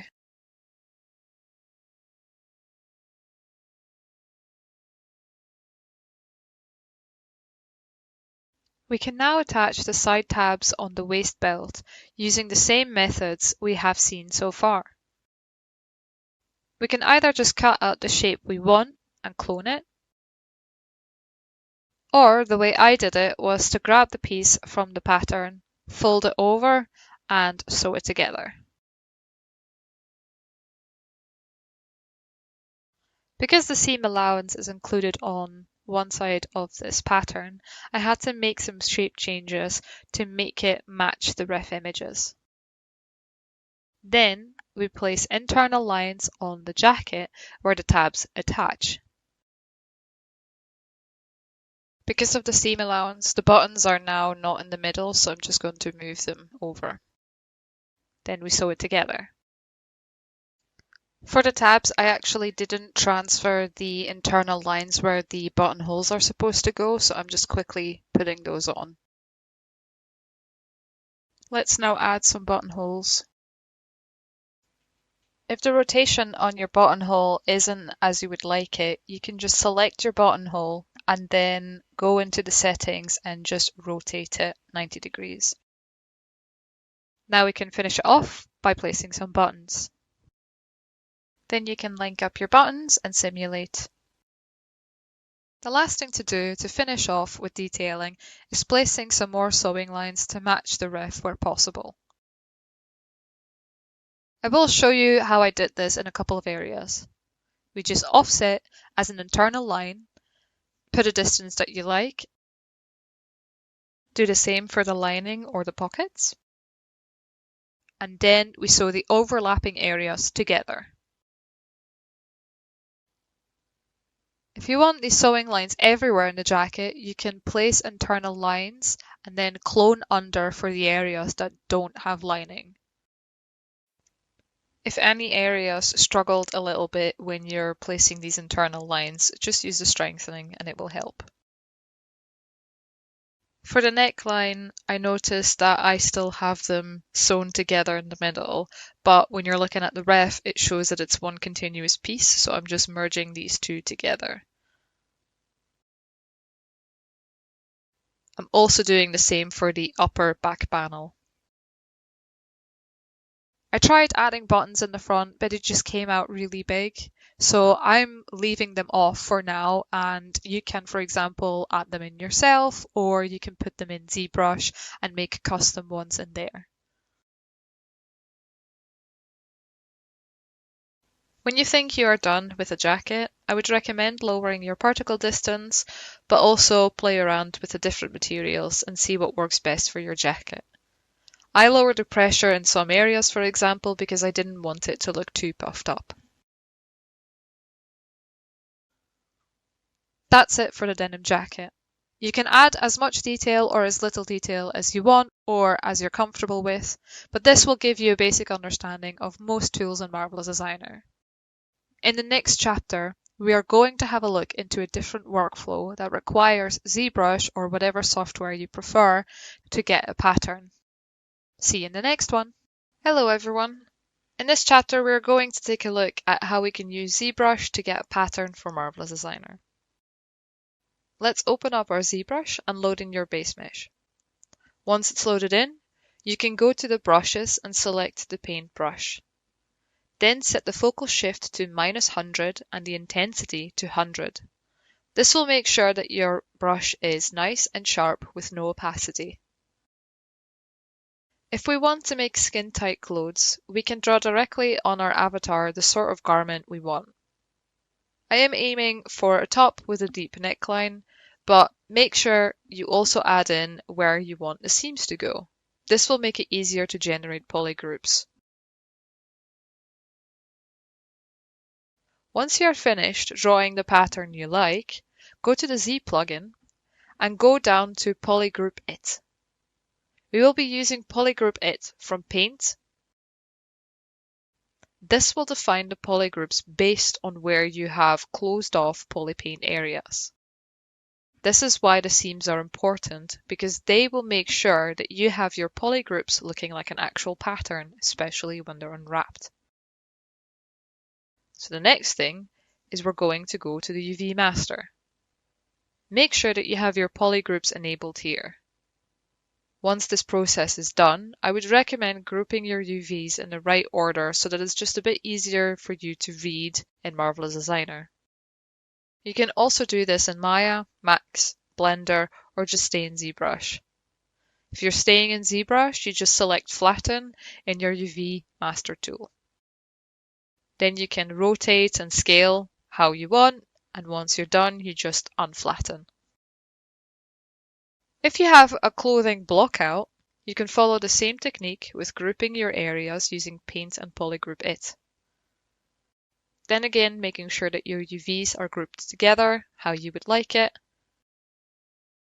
With this done, we can take these two and just export them as OBJs. When that's done, we can go over to Marvelous Designer. Here you load in your avatar and then go to the Import OBJ option. Let's start with the shirt first. When the import dialog pops up, select Add and then change the object type to Garment. We also want to make sure to check the Trace 2D pattern from UV Map option for this method to work. Then just make sure your scale is set to the correct size. Now just press OK. This will take some time, but eventually the pattern will pop in. Just remove the arms and legs since you don't need that for the shirt. Now I will just move the shirt in place. When looking at the Fabrics tab, you can see that we have a lot of materials. I will just make a new material, give it a color and apply it to the shirt, and then delete unused and rotate the UVs. Once this is sorted, I will add in a rectangle. Then make a new material and set it to see-through. This way we can see the pattern we have brought in from ZBrush easily.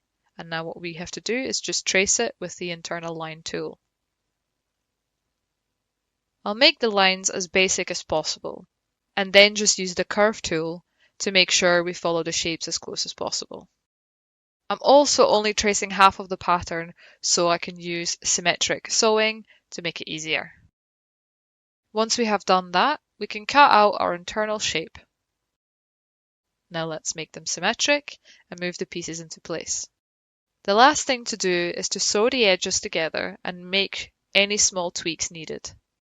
With playing around with the simulation, I saw that there was a bit too much gaping going around in the armhole section, so I've just gone in and tweaked those areas. Let's now do the same method for the trousers. Import with the correct settings, move it to the right place and rotate the UVs. Delete one trouser leg since we're just going to use the symmetric pattern option. Trace everything out. Cut your pieces out and then move them into the right position and apply symmetric sewing to it. And start sewing the legs together. Now for the waist belt, I'm going in and making sure they are the same width for both pieces. With this method, you will still have to make some tweaks in Marvelous Designer, but it will be a much better fit than using just a random pattern from the internet, especially when you have a custom avatar. You can go into Maya and clean up the UVs more and just work with those. You can go into Maya and clean up the UVs more there and just work with those. But I personally find this a bit quicker and it gives me a bit more control of the amount of points your pattern has. Both of these patterns are now ready for refinements if you want to practice more. You can add lining and more sewing lines like we saw in the second denim jacket chapter. The next chapter will focus on making a medieval 10 in Marvelous Designer. See you in the next one. Hello! In this chapter, we are going over how to use Marvelous Designer for environment art. We will be making an Anglo-Saxon tent, which will take you through the basics of using Marvelous Designer and some different techniques on how to handle things. I would like to start off by looking for some reference images. I want to find pictures that show different angles and are of decent image quality so I can make out the details fairly well. It will be good to find pictures that show how the holes are used to open the tent, but also just the inside. Once I have everything I want, I will then try and look up a pattern. There are a couple of different options on Google, so I will be saving most of them to give me a clear picture of how it needs to be assembled. In general, when we're looking for reference for things from different eras, I would recommend reenactment sellers.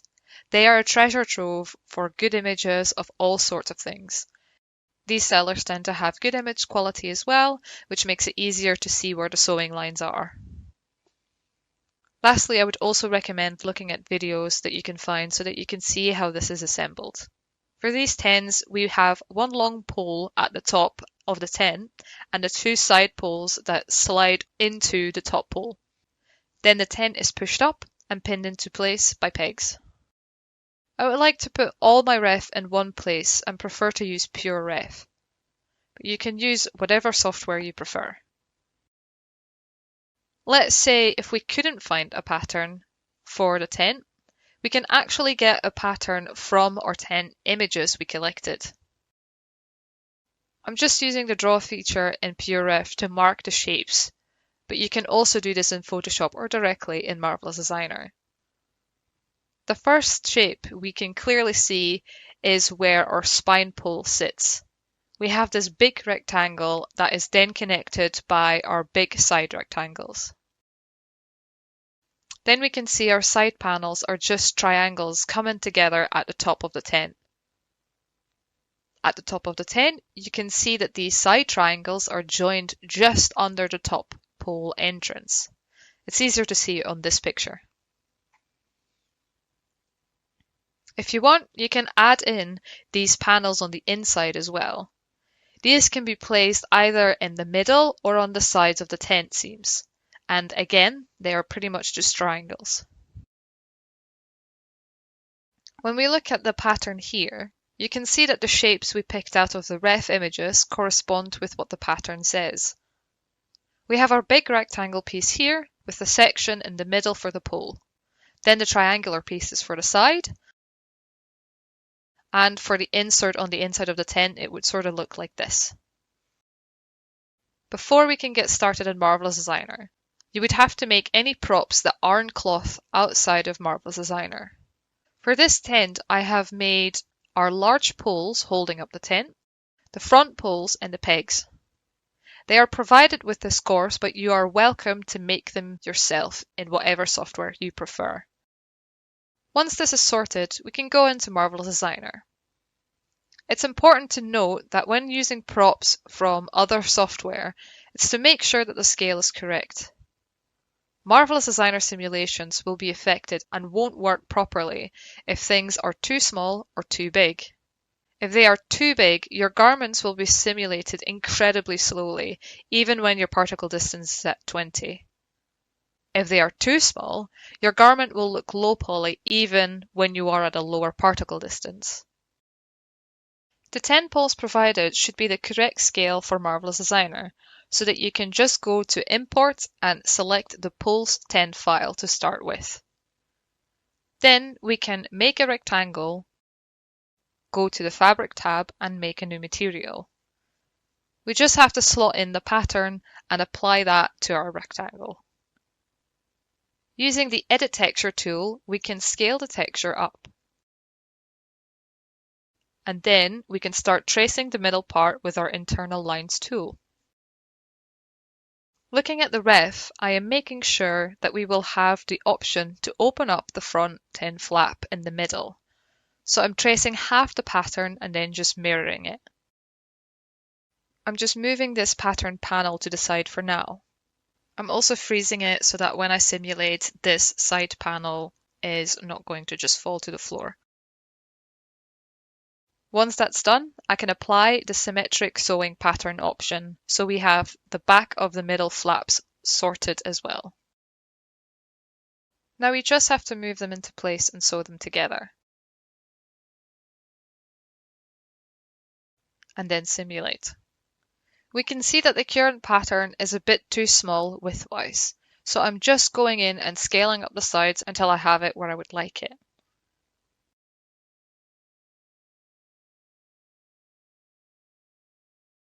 Once that is sorted, we can make the side panels.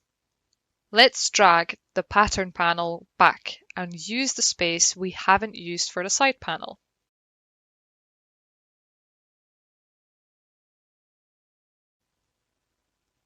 I am just going to cut out 2 of these side panels and then just mirror them to save time. I can now also delete the pattern panel.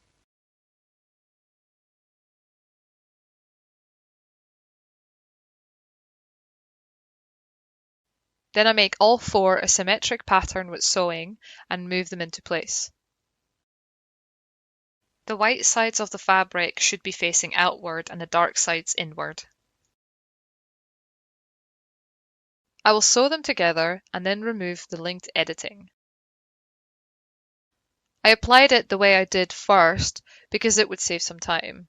Now that the sewing lines between the panels are established, I can remove the linked editing and just have the linked editing per panel. Now I can just attach the sides to the front panel and simulate. We now have all the main pieces sorted, but the way we shape the tent can be done multiple ways. The first method is quicker, but will need some fold sculpting later on. If we just grab a new rectangle and position it so that it's laying under the tent, we can then put the pattern on it and trace out the rough floor plan with the internal line tool. Then we sew the edges of our tent to the edges of this floor plan. Also make sure that this rectangle on the floor is frozen when we simulate. I'm just going in and changing the shape on the floor plan just a little bit more so that the tent is nice and taut. After tweaking it a little bit, I'm just starting to pull on the fabric and really making sure that these fabric pieces are on the outside and that the tent poles are not intersecting with them. I'm now doing a bit of a back and forth between the reference board and Marvelous Designer where I'm trying to really match the shapes that I'm seeing. So I'm making the tent a bit wider and I'm also adjusting some of the triangular side panels so that the width is more equal. From here you can continue with the detail if you want, but I will quickly show you what I mean with you will have to sculpt folds in later. The way that we've done it now is we have the whole bottom attached to the rectangle with sewing lines, which means that the tension point that is causing the folds in the ref isn't the same. Now the second method to get the shape is to use individual pegs we can move around. This is much more time consuming, but it will give better results. Let's remove the floor rectangle and freeze the tent itself to start with. Then we are going to keep adding pegs as avatars to the scene. This is a bit of a time-consuming process, but it's a good practice of wrapping straps around it later. Alternatively, you can just place all pegs where you want them to be in Maya or 3ds Max and just import them as a group. Just keep in mind that if you do it that way, you won't be able to move those individually. You can also just pin the loops at the tent corners that we will be adding later if you would just rather skip this step. Once all the pegs are placed, I will make a slim rectangle that will be used to loop around the peg and connect to the tent. After it's moved into place, we can sew it to the corner of a tent piece.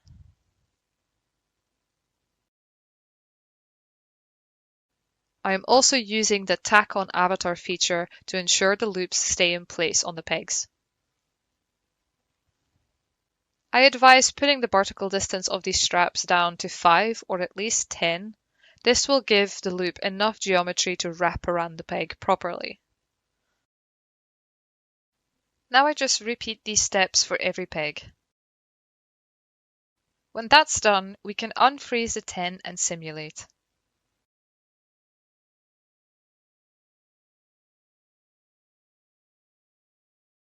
We can see that the tent isn't fully taut, so I'm selecting pegs and just moving them while we are simulating.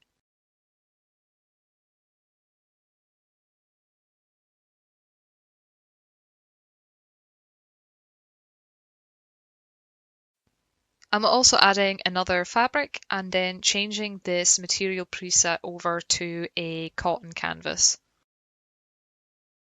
Once I have the tent nice and taut, I will just move the pegs down a little bit more. Just make sure that you aren't going under the grid with any simulated fabric.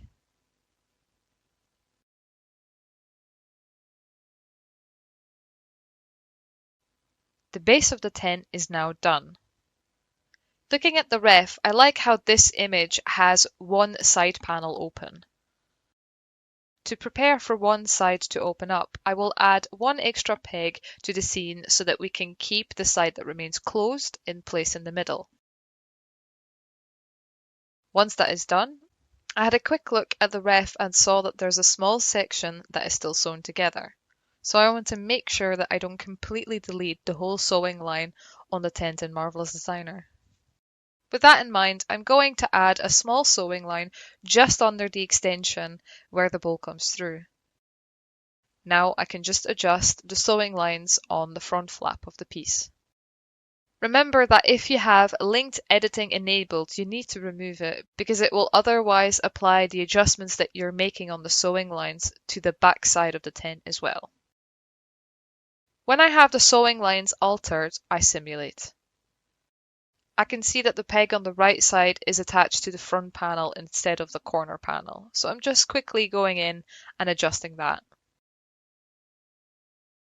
I simulate again, and this time the panel is completely free so that we can now import the front tent poles. You can position the poles however you like. Once both are in place, I just copy one of the loops from the pegs and just move them to the top of the front poles.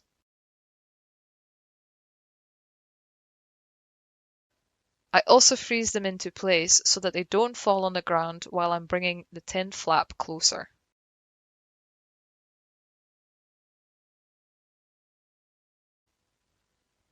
I use the pin feature to keep the tent flap in place so that it's easier to attach the loops.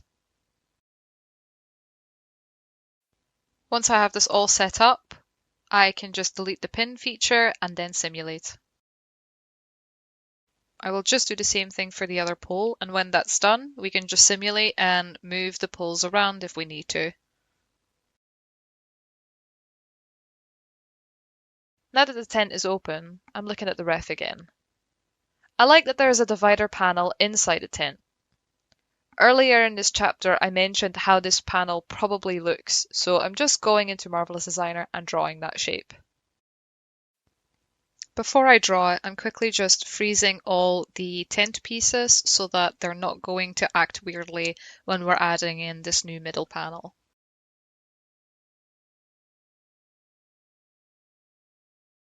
I then move it to the middle of the tent so I can see if I need to make any changes to the shape. I'm also splitting the panel in the middle and making sure I link it with sewing.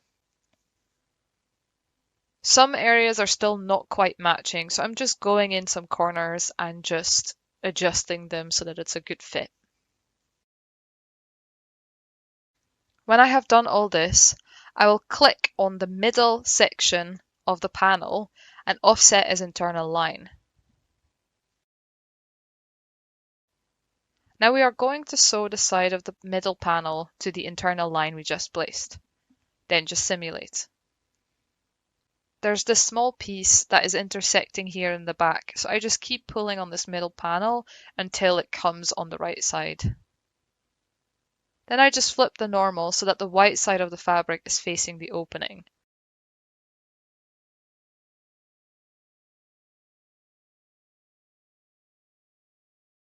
The next thing I'm going to do is just adding some more straps that you would use to tie these two panels together in real life.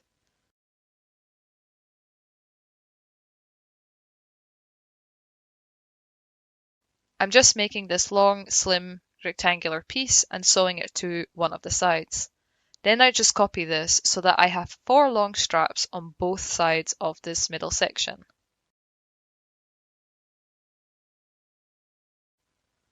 When this is all simulated, I will make another long rectangular piece and I'm going to use this to bundle one side of the middle section together.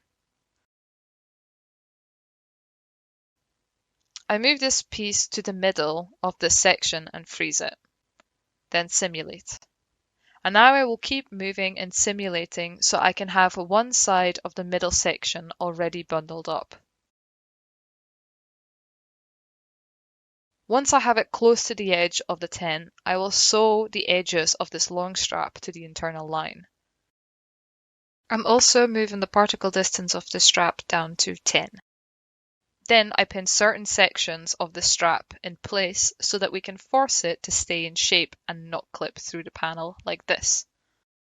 Another thing to help with this clipping is putting the layer up to 1. The pins on the end are especially useful because we can now move them forward and simulate. Now we can just remove the pins and simulate again and everything should fall into place. Just remember that when you're done with all of this, that you put your layer option back to 0. As a finishing touch, we can make it look as if we added hems in Marvelous Designer, like you see on the ref. All we have to do is clone over,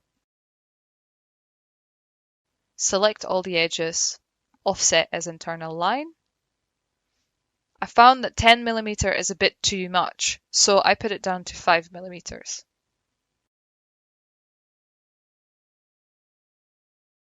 Then we sew these internal lines together, making sure that the sewing lines aren't twisted. When you turn off Show Internal Line, you can actually see the effect that this is having. And then we just do this on all the panels of the tent. When that is sorted, we can select all the pieces and lower the particle distance. I put it down to 5 because my machine can handle it, and then just simulate. And that's it for this chapter and this course. I hope you enjoyed this course and have fun creating.